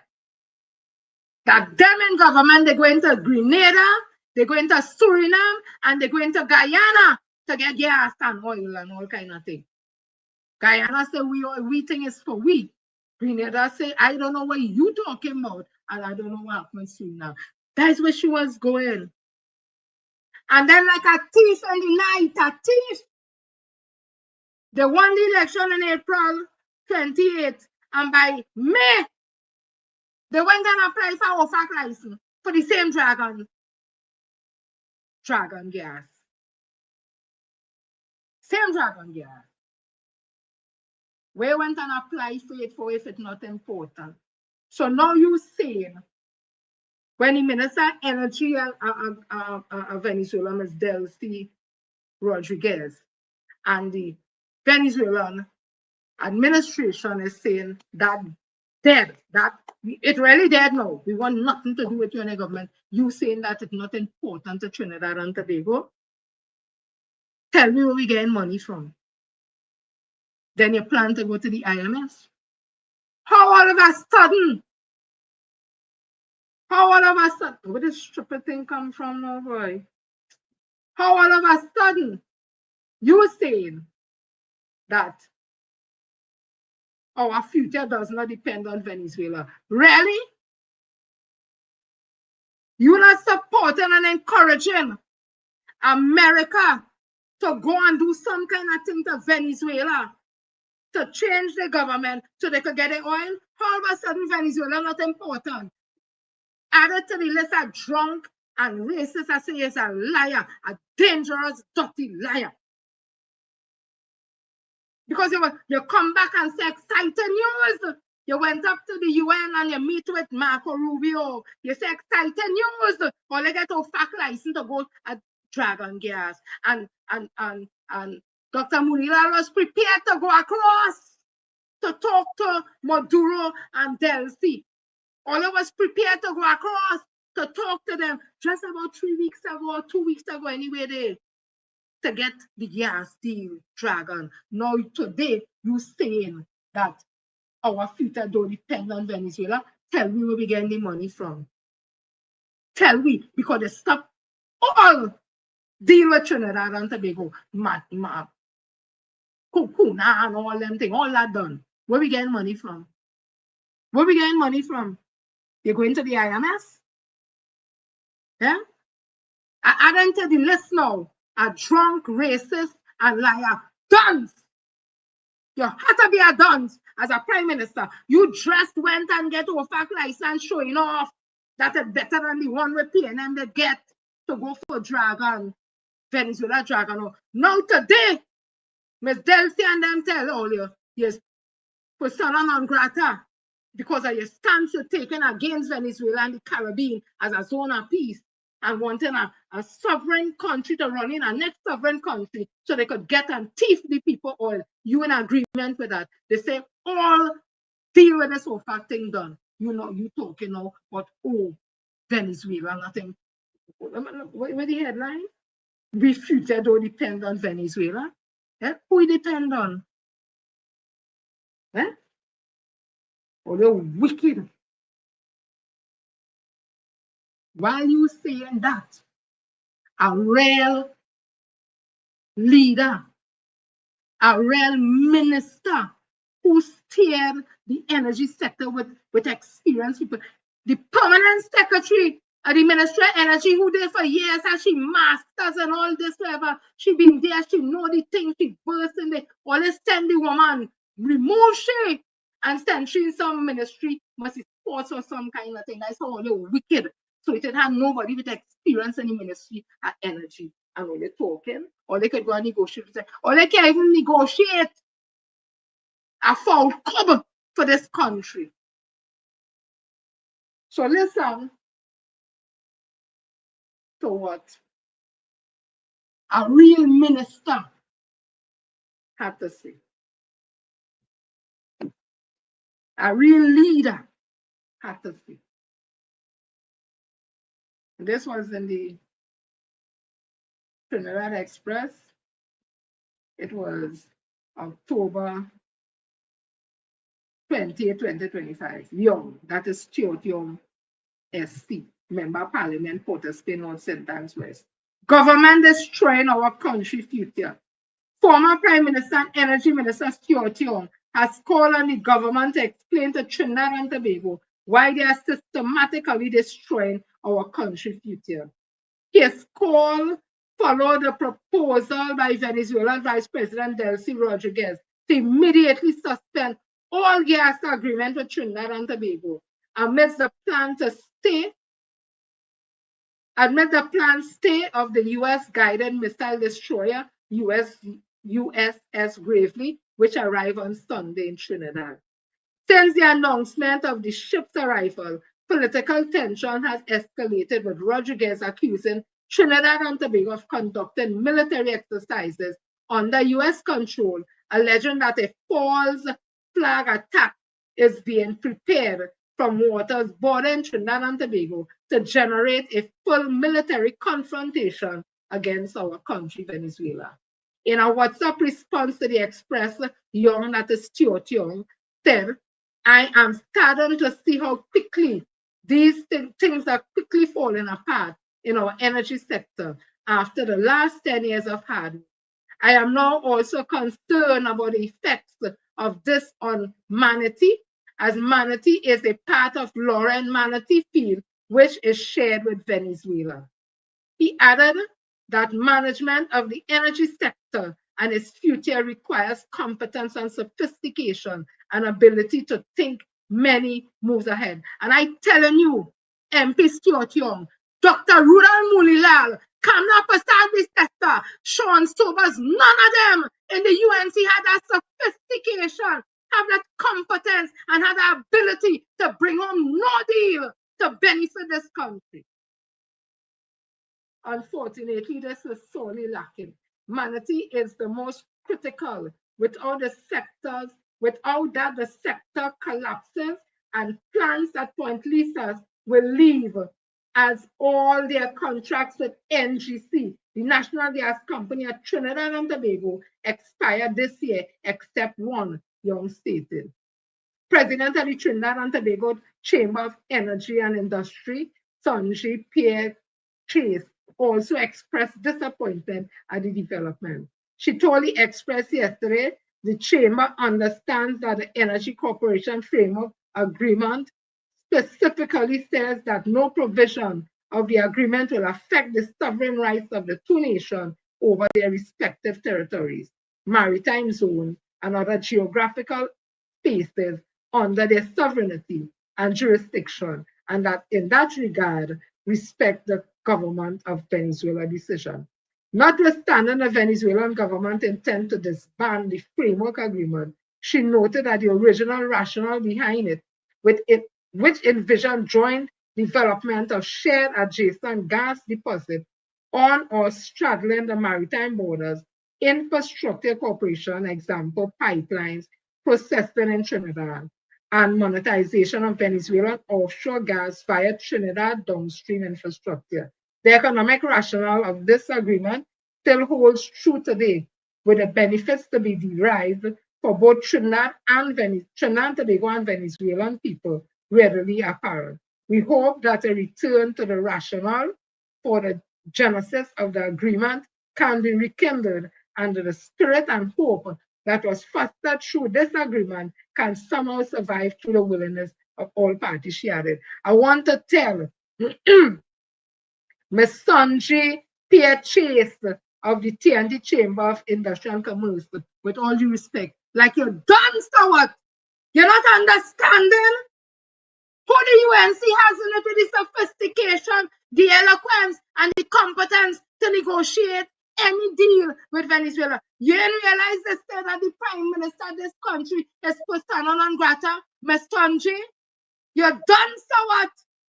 You're not understanding in a place that Venezuela don't want nothing to do with this government of Trinidad and Tobago. Is a dance, or is it you asking a question? Or is it you two sitting down and waiting and depending and hoping that America run in and thief and change the government and thief the people gas so they could get gas for the chamber?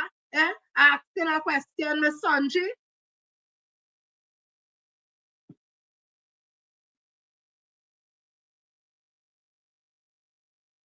Listen to Stuart Young when he spoke. In fact, listen to something with Ian Mulilal. Now let's go to line item 14, remuneration to members of the cabinet appointed committees. What cabinet appointed committees do you have? We have the same committees that were there prior to April 28, the Minerals Advisory Committee, the IEITI Steering Committee, and the Local Content Committee. What about the Refinery Committee? That committee is existing and is being supported by Heritage. So that committee does not fall under this line item, remuneration to members of cabinet appointed committees? No, it does not. Was that committee appointed by cabinet or appointed by Heritage? The committee was appointed by cabinet. So you're now telling us, because you put in a very strange proviso there that is being supported by Heritage, is it being paid by Heritage? PHL, it is being supported in terms of stationery and whatever they need, and also TPHL is a holding company. Heritage is a subsidiary of TPHL. It is being supported by Trinidad Petroleum Holding Limited in terms of support for stationery and whatever they need, plus stipend. So the cabinet appointed committee for this refinery committee that you all have touted is being paid by TPHL or by Heritage, because they're two separate legal entities. And TPHL really does not have any income. Chairman, could I indicate that I've said to the member that the Refinery Restart Committee is being supported by TPHL. He has asked for the list of committees under 14, which we have given, and has gone on another matter. I don't think I have anything else to add. Well, Mr. Chair, with the greatest of respect, that my question was, let's go it over again because the minister is becoming a little confused. My question was, is the refinery committee, first question, is the refinery committee appointed by cabinet? Refinery committee is appointed by cabinet. I said. And then we go to the, okay, so then we go to this line item 14, remuneration to members of the cabinet appointed committees. There's been an increase of $254,700. So therefore, the next question I ask, which is in accordance with what is the normal procedure for payment of persons by the state, is that cabinet committee being paid by the Ministry of Energy under this line item? I'm not asking about support. Are there the amounts for the members of that committee being paid under this line item by the Ministry of Energy? May I indicate, and there's no confusion here, when the committee was appointed and we looked into the figures at the ministry, we did not have sufficient resources to support the committee. And the cabinet decided to appoint this committee, and the entity, TPHL, in collaboration with Heritage, gave the support by way of stipend and other resources. The ministry, central ministry under that heading, did not have the resources necessary. So, Mr. Chair, with the greatest respect, the minister seems to be avoiding the question. I asked, Mr. Chair, I asked, are the committee members being paid by the Ministry of Energy under this line item? The minister then goes to support. I'm not asking about support. Are the stipends being paid by the Ministry of Energy under this line item? The answer to that was no. And then the question becomes, he brings in TPHL and Heritage, two separate legal entities. Which entity is paying the stipend? I don't think that arises under this line item. Let's move to another line. No, hold on, Mr. Chair, with the greatest of respect. With the greatest of respect. I've ruled on that issue. Yeah? You understand to the Speaker of the House with the Chairman and that thing? That man is a convicted felon while he's there in our Parliament. But anything goes with the UNC. And as for Dr. Rudan Nulal, with the greatest of respect, you know you asked from your elbow. And the woman say no next to you, she know she asked from she elbow neither. All them making this thing, look now, it's a set of dance. You can't Dr. Mullah don't understand nothing about the energy sector. The next one, it is alleged she's shaking down people down in Point Lisa's down there. That's the chairman of NGC, it is alleged. He's shaking down people for shaking down companies. People gain out of it. He's shaking. It is alleged. Not me says so, it is alleged. These people, what is a part of their DNA or something? Asking a question. I want to say something to all my Indian brothers and sisters.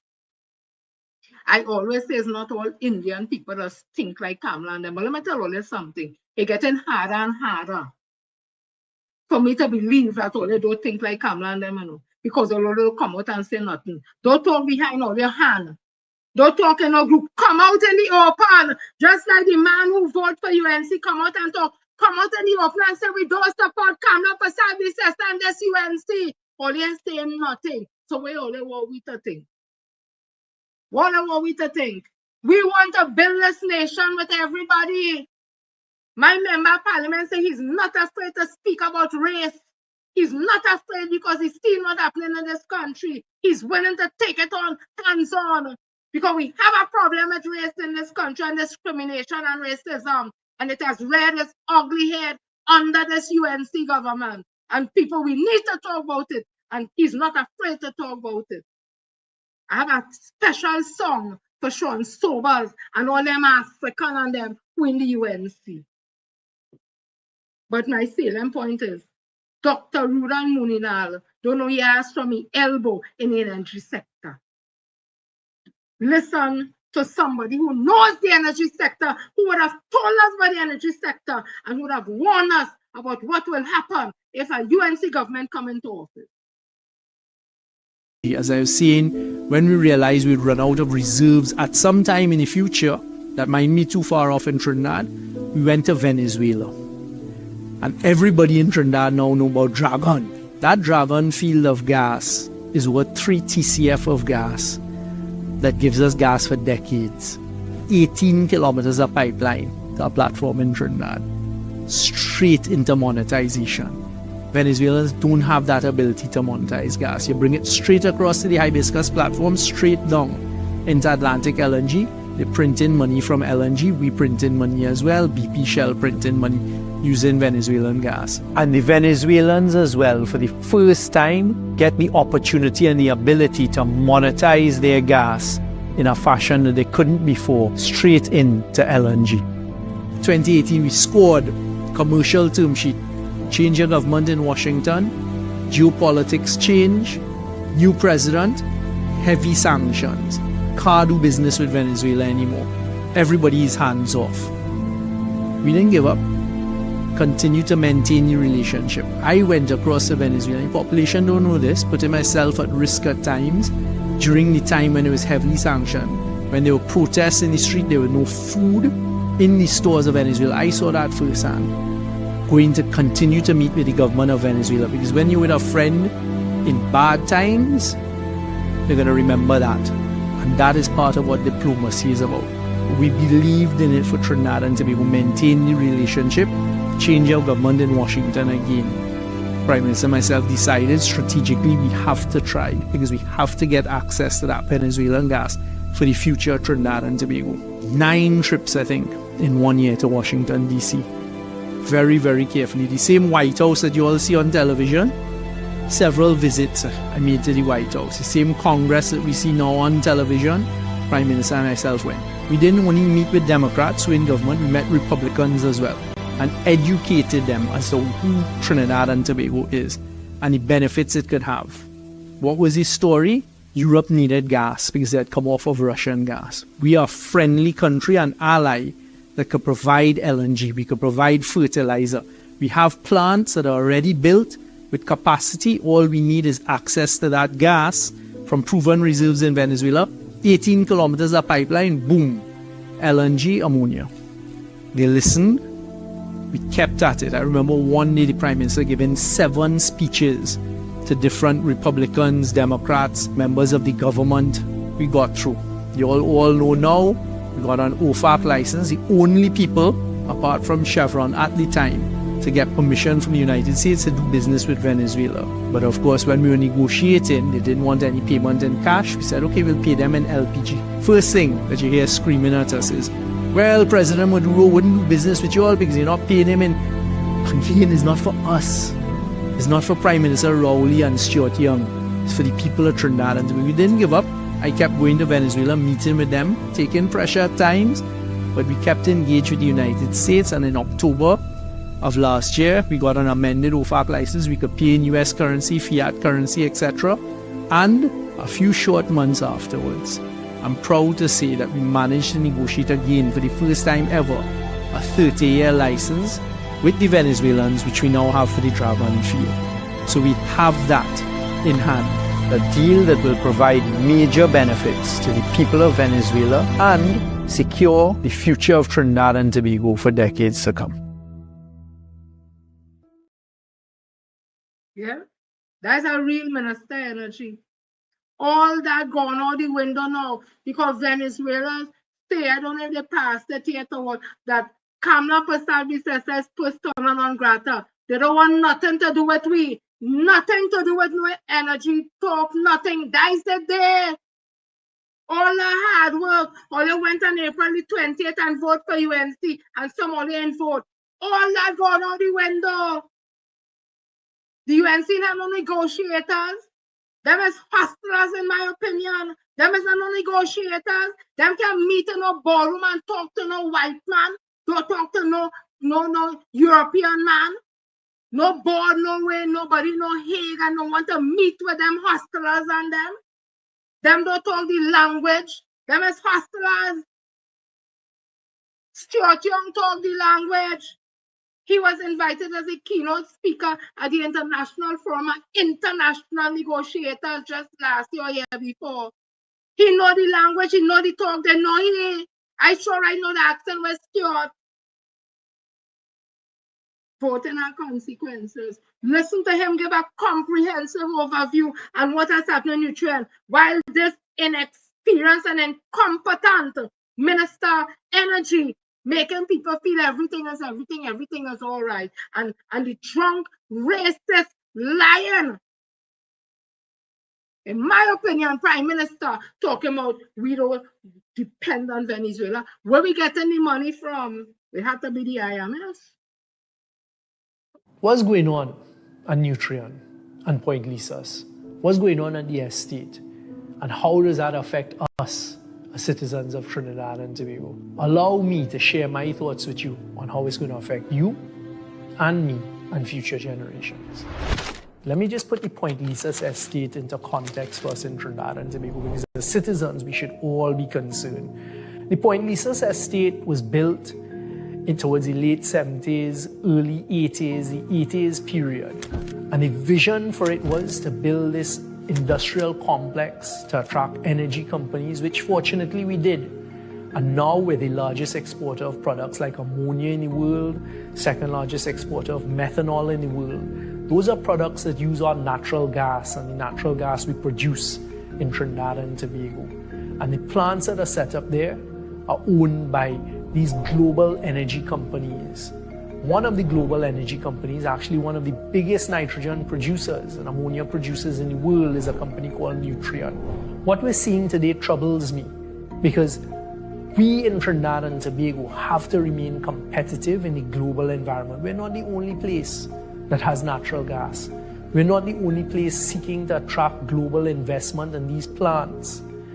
There are many other countries in the world with more gas reserves than we have, and more competitive terms potentially than we have, that could attract these global companies away from Trinidad and Tobago. We have had less and less gas supply, so it makes us in more of a precarious position and more balancing to be done. So when you come now and you unilaterally increase electricity rates, as we just saw in the last budget, that increases the cost to these companies. Then you go now and you try to extort and increase other rates related to the estate. What does it do, Trinidad and Tobago? It makes us very, very uncompetitive. The information coming to me is it's not only Nutrien. And in fact, if you look in between what the government and in particular NE are saying, they seem to be taking this approach across the whole industrial estate, where we have many, many energy companies. If these companies shut down their plants, you know what it means for you and for me, Trinidad and Tobago? First thing, the government is going to lose revenue, because a significant amount of the government's revenue and the earning of foreign exchange comes from these plants via taxation every time they sell their products on the global market. So we're going to lose more forex, we're going to lose government revenue, which again means that the government is going to struggle to provide services. Salaries may not be paid, or maybe not be paid on time. Hospitals could start to have shortages and these types of things. You know what's the second thing this will affect? Jobs. We're already seeing it. Over the weekend, Nutrien, because of the shutdown, over 300 temporary workers had to move, because these are plants. They constantly need external support, a service company support. And let me tell you, something as simple as the family that provides food to the workers on the plant, that look forward and they make their earning, gone. So I hope that good sense prevails, because I don't want Trinidad and Tobago to suffer at the hands of incompetence and at the hands of poor negotiation. Of course, we must always try to get the best value for Trinidad and Tobago. And that's what we in the last government, the PNM government, spent years doing, the last 8 to 9 years negotiating, but not once did you see this crisis creating, because it is a balancing exercise. And what this government is doing is making Trinidad and Tobago very uncompetitive with global players. And I hope and I pray that they don't pick up their plans and go elsewhere. That is our leader. That is a man who understands the energy sector. And because the energy sector, despite what we say in diversifying and all that is good, we depend on the energy sector. And this UNC government just stand it a piece. They mash up the whole thing. They basically it in layman and they mash it up. They uncouth. They come in a China shop like a bull and run. Like they're not a custom. Never see clumsy. That kind of way, you're greedy, hungry, hustlers, and they mash up everything. It was a delicate balance, negotiation, diplomacy, conflict resolution. They know nothing about that. A bunch of duns. So one day ago, Stuart had on his page, Trinidad and Tobago has always supported and abided by the United Nations Charter principles of non-intervention and non-interference in the domestic affairs of other sovereign countries. There is good reason for us adopting and living by these principles. Equally, we have always advocated for and supported our region remaining a zone of peace, and for good reason. Today, I'm saddened to see where we have found ourselves with a prime minister who has failed to address the nation in any meaningful manner, despite the justifiable growing anxiety and positions we have found ourselves in as a result of our leadership and decision. It is always better to be engaged in diplomatic conversation and is seated at tables discussing differences as opposed to not doing so. I pray that God continue to bless our country and our region and that good sense prevail. Stuart Ariel, SPMP, October 27, 2025. He also put up the cover, it's a document, Charter of the United Nations and Statute of the International Court of Justice. And what it says, I will try my best to read this thing. Lord have mercy, it is fine like that. Chapter 1, Purpose and Principle, Article 1. The purpose of the United Nations are to maintain international peace and security, and to that end, take effective collective measures for the prevention and removal of threats to that peace, for the suppression of acts of aggression or other breaches of the peace, and to bring about by peaceful means and in conformity with the principles of justice and international law, adjustment or settlement of international dispute or situations which might lead to breach of the peace. 2, to develop friendly relations amongst nations based on respect for the principles of equal rights and self-determination of people, and to take other appropriate measures to strengthen universal peace. 3, to achieve international cooperation in solving international problems of an economic, social, cultural, or humanitarian character, and in promoting and encouraging respect for human rights and for fundamental freedom for all without distinction as to race, sex, language, or religion. And 4, to be a center of harmonizing the actions of nations in the attainment of these ends. I would advise you to go on Bounce Up Central, read the rest of the article, go on Stuart Young page and read the rest of the article. I'm not here to spoon feed you. Yeah? Go and read it and understand. And that is what Pamela Stanley Sefer appears to not understand. I'm talking about CARICOM has joined with Venezuela.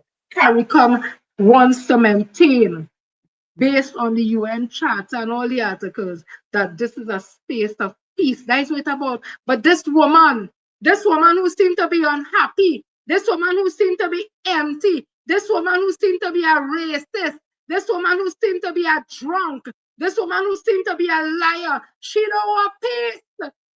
People like them don't want peace because they're unhappy in their life. They want everybody else to be unhappy. But come up beside this tester, you will not succeed. You will not succeed in your wickedness and evilness. We are praying people. We are religious people. We are spiritual people. And we know good will always conquer evil. We just had Diwali, where the festival of light, goodness and light over darkness, and light will prevail over your darkness. Come up beside this tester. You're evil. You're evil and you're wicked. Imagine you're celebrating Diwali. Dark light over darkness, and you want darkness in the Caribbean. You want darkness for Trinidad and Tobago. You want darkness for the children. You want darkness for the future. You want darkness for Indian children, Chinese children, African children. You don't want to see them in peace. You don't want to see them in unity. You're a wicked woman. What kind of Hindu are you? What kind of Hindu are you, Miss Lady? You're now celebrating Diwali, festival of light, good over evil, good triumph and evil, and you want wickedness and evil to prevail in this country. You're a wicked, empty woman.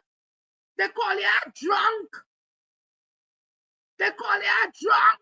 All over your name, not good nowhere. It stink and dirty on out of the road. You have no good legacy. You ain't no Iron Lady of the Caribbean. You ain't no mother of the Caribbean. Me and Motley take that from you. You is nothing. You is persona non grata. This is our zone of peace, and we want peace. Let the USS Gravity or Gravely or Gravely, whatever the name, stand by to assist Jamaica humanitarian issues coming out of Molesta. Stand by to help the Caribbean coming out of Molesta. Stand by to do that. Don't stand by for no war. Don't stand by to run in a suffering country. Stand by to help. Stand by to be humans. Stand by to be humans. Stand by to be humanitarian. Use your skills that you deal with disaster and help Jamaica. Help the country will be affected by Melissa. Don't study your country to run in here for no war. We're a zone of peace. And that drunk, wicked, racist, lying, heartless Prime Minister Trinidad and Tobago will not prevail because good will always conquer evil. Let me see all who here. Let me talk the thing.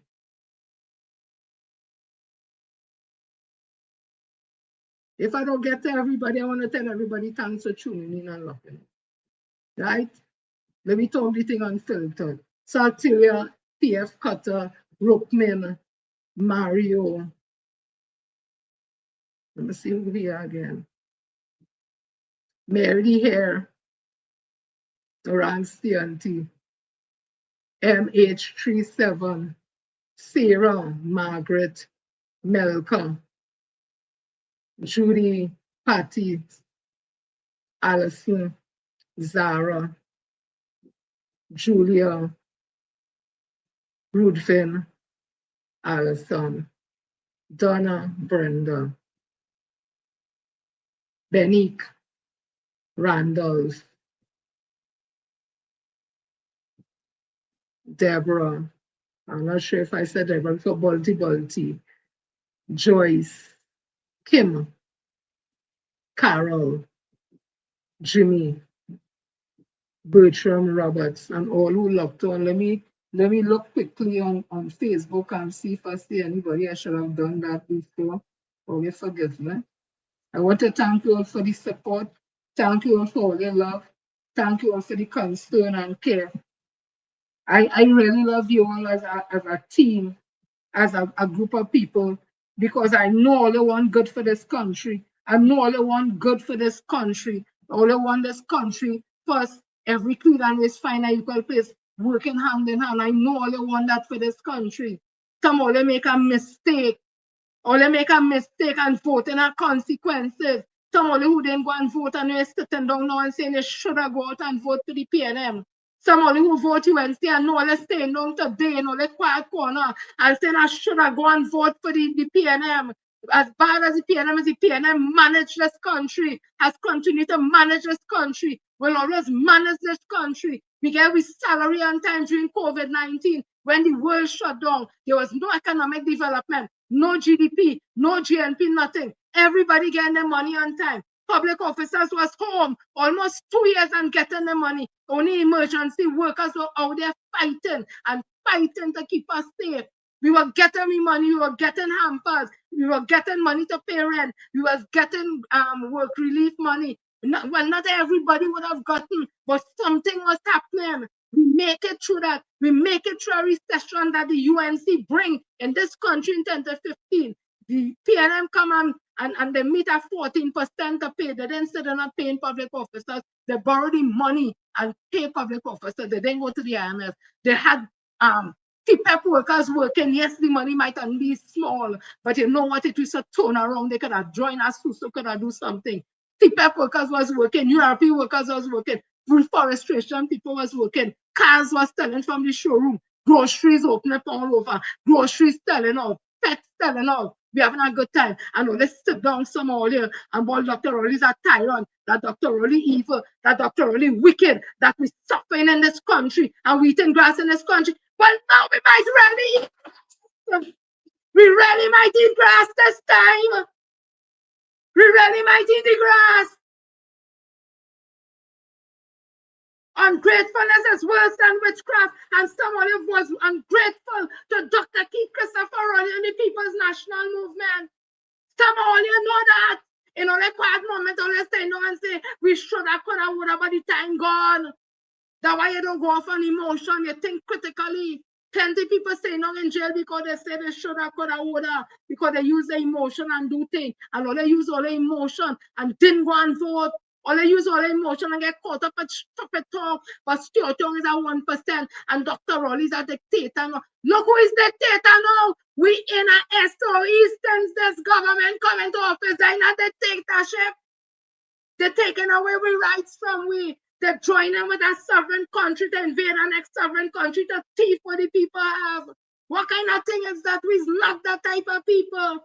Trinidad and Tobagonians is not them kind of people. With love, with unity. The Caribbean is not them kind of people. And as I see, before I go there, I see Farley. Man like Farley could get brush easy. They ain't stand for nothing. You're a 7-day Adventist. What you doing in the people carnival? You're on the stage. You can just make an announcement and go. But you're gone there. You're keeping Sabbath. But in carnival, you're on the stage because you have to please, you have to show. All this don't stand for nothing. You ain't even standing up for your religion. You ain't even standing up for that and all, Farley. All this don't get brush easy, boy. All this stand for nothing. The song I'm playing after is for you too. All you have no conviction, nothing about all you. So I seen here on Facebook here. Well, I call the names again: Donna, Bertram, Judith. Gosh, where do you think going? Where do you think going? Let me just tell you, all my people on Facebook, all my people on Facebook. Let me see if this is the extra half here. I call the name. If all in a day, sure they will be on because I'm on Tuesdays and Fridays, not 6:30. Let me talk the thing unfiltered. So Margaret Davison, Eva, Angela, Ginger, Lorna, Sarah, Emmeline, Christopher, Erica, Keith, Charles, Anne, Ophelia, Andrew, Allison, Helen Russell, Pleasant Hill, Roxanne, Melka, I call Bolty, Hadara, Ruth, Dr. Lloyd Straker, Lucy Brown, Chen, Steely, Allison, Philip, Germanas, Lazar, Francia, Pancho, E.S. Shorty, Bernadette, and then the Jocelyn, Augusto, Kato, always the Victoria from Sawa, show you look on, your friend from Yipsuamita, show you look on, Mr. Banto, Katia, Raymond Feliciano, Lisa Alexander, Joyce Nevis, Margaret, Angela, Denise, Thomas Sorrell, Rosalind, Diamond Trini, Sweet Berry, Myrtle, Tessa, Cynthia, Denise, Camilla, Kevin, Mr. Nelson, everybody, thank you all for staying locked on tuning. So we can join me again on Friday, 6:30 p.m. Even if you see me quite at 6:30, coming on is Unfiltered. We go talk the thing, no bars hold, no one is going to escape unscathed. We talking the truth, we talking it raw. This is time all have to wake up! Wake up! Stan is a boy, girl. Well, me I know about all them things, yeah. But I just say he has stand for nothing. And man who don't stand for nothing could get brushed easy because they are long.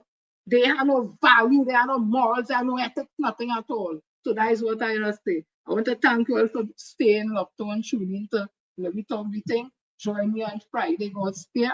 Again, it's Unfiltered, and I talking straight talk, robust language. I come from the union. I know how to talk hard talk. If you can't take the hard talk, well, you need to go somewhere else. I'm not trying to please nobody. I'm doing the right thing. And all you need to wake up.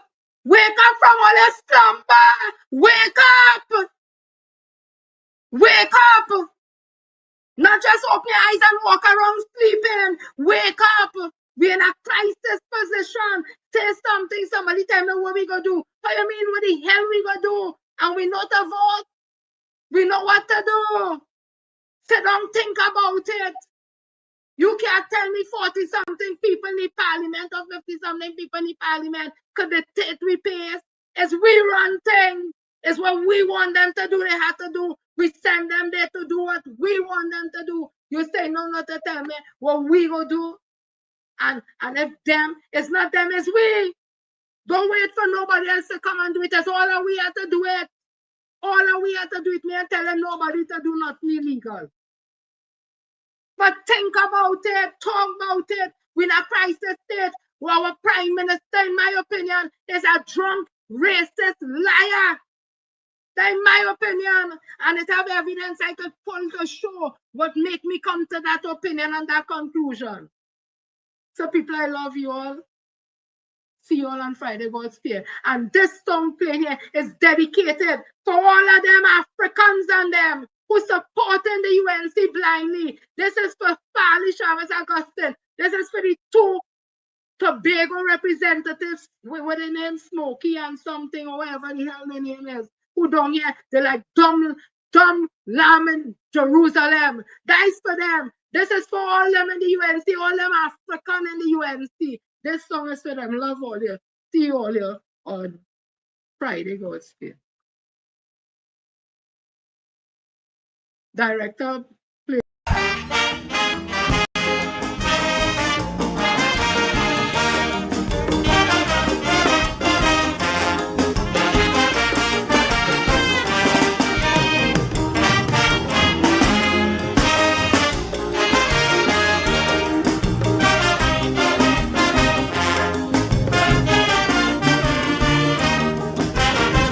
I compare and contrast, and let me tell you fast. And in my conclusion, I see most black men as jack.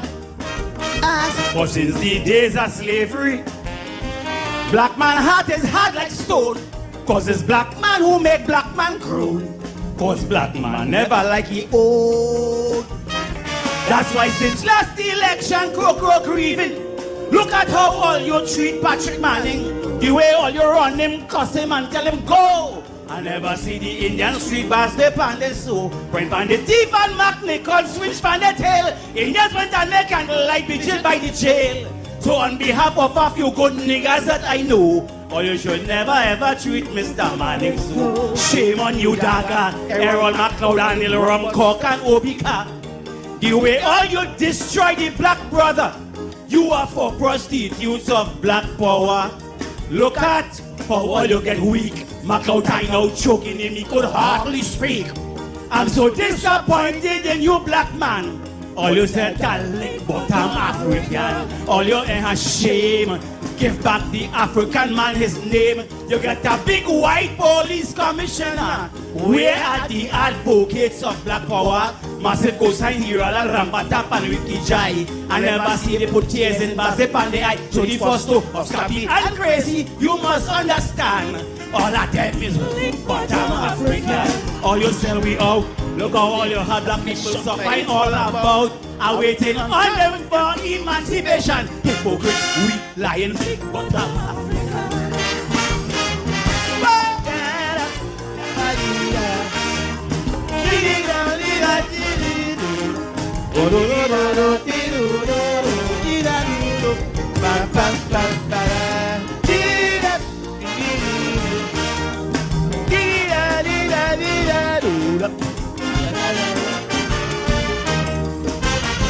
Chalky did vex with Valley, but Chalky should apologize publicly, cause this hypocrite that she look. Valley was right to call all your muck, cause no woman who wears an Orini voted against the UNC, but Hazel Brown with she hair wrap up on Dukaran platform voting fuck up. How come Chalky never ever sing about this? No songs about this superior abortionist, but he make Eric Williams, Chambers and Patrick grieve. Any black government pound them till they leave. For 20 years Patrick was the boss in the land. He lost and went back to his humble home in Gopoland. But in 6 months come and show you one big Mako bungalow. Oh, you should never ever treat Mr. Manning so. Shame on Hazel Brown. Look how you have black woman head dragging on the ground. If Rosa Parks was alive here, where she'd I do? Put you in the back of the bus and fit on you. So, on you Brown I frown. Give back the African, the head wrap and gong. I'm so disappointed in you, woman. Another lick but I'm African. All your air has shame. On this note I must call Bona Centro's name. The way all you make is a cry, that's all you ain't got. Remember Jesus Christ spoke on harlots and sluts. Take example from the Indian people. They still have Pastor Pandey on a pinnacle. So Cleveland Raphael, Andy Johnson and sprung along. All of them is a liquid damn African. All you sell we out. Look how all you have people suffer it all about. Are waiting for all you for emancipation. Hypocrite, weak, lying, lick, bottom.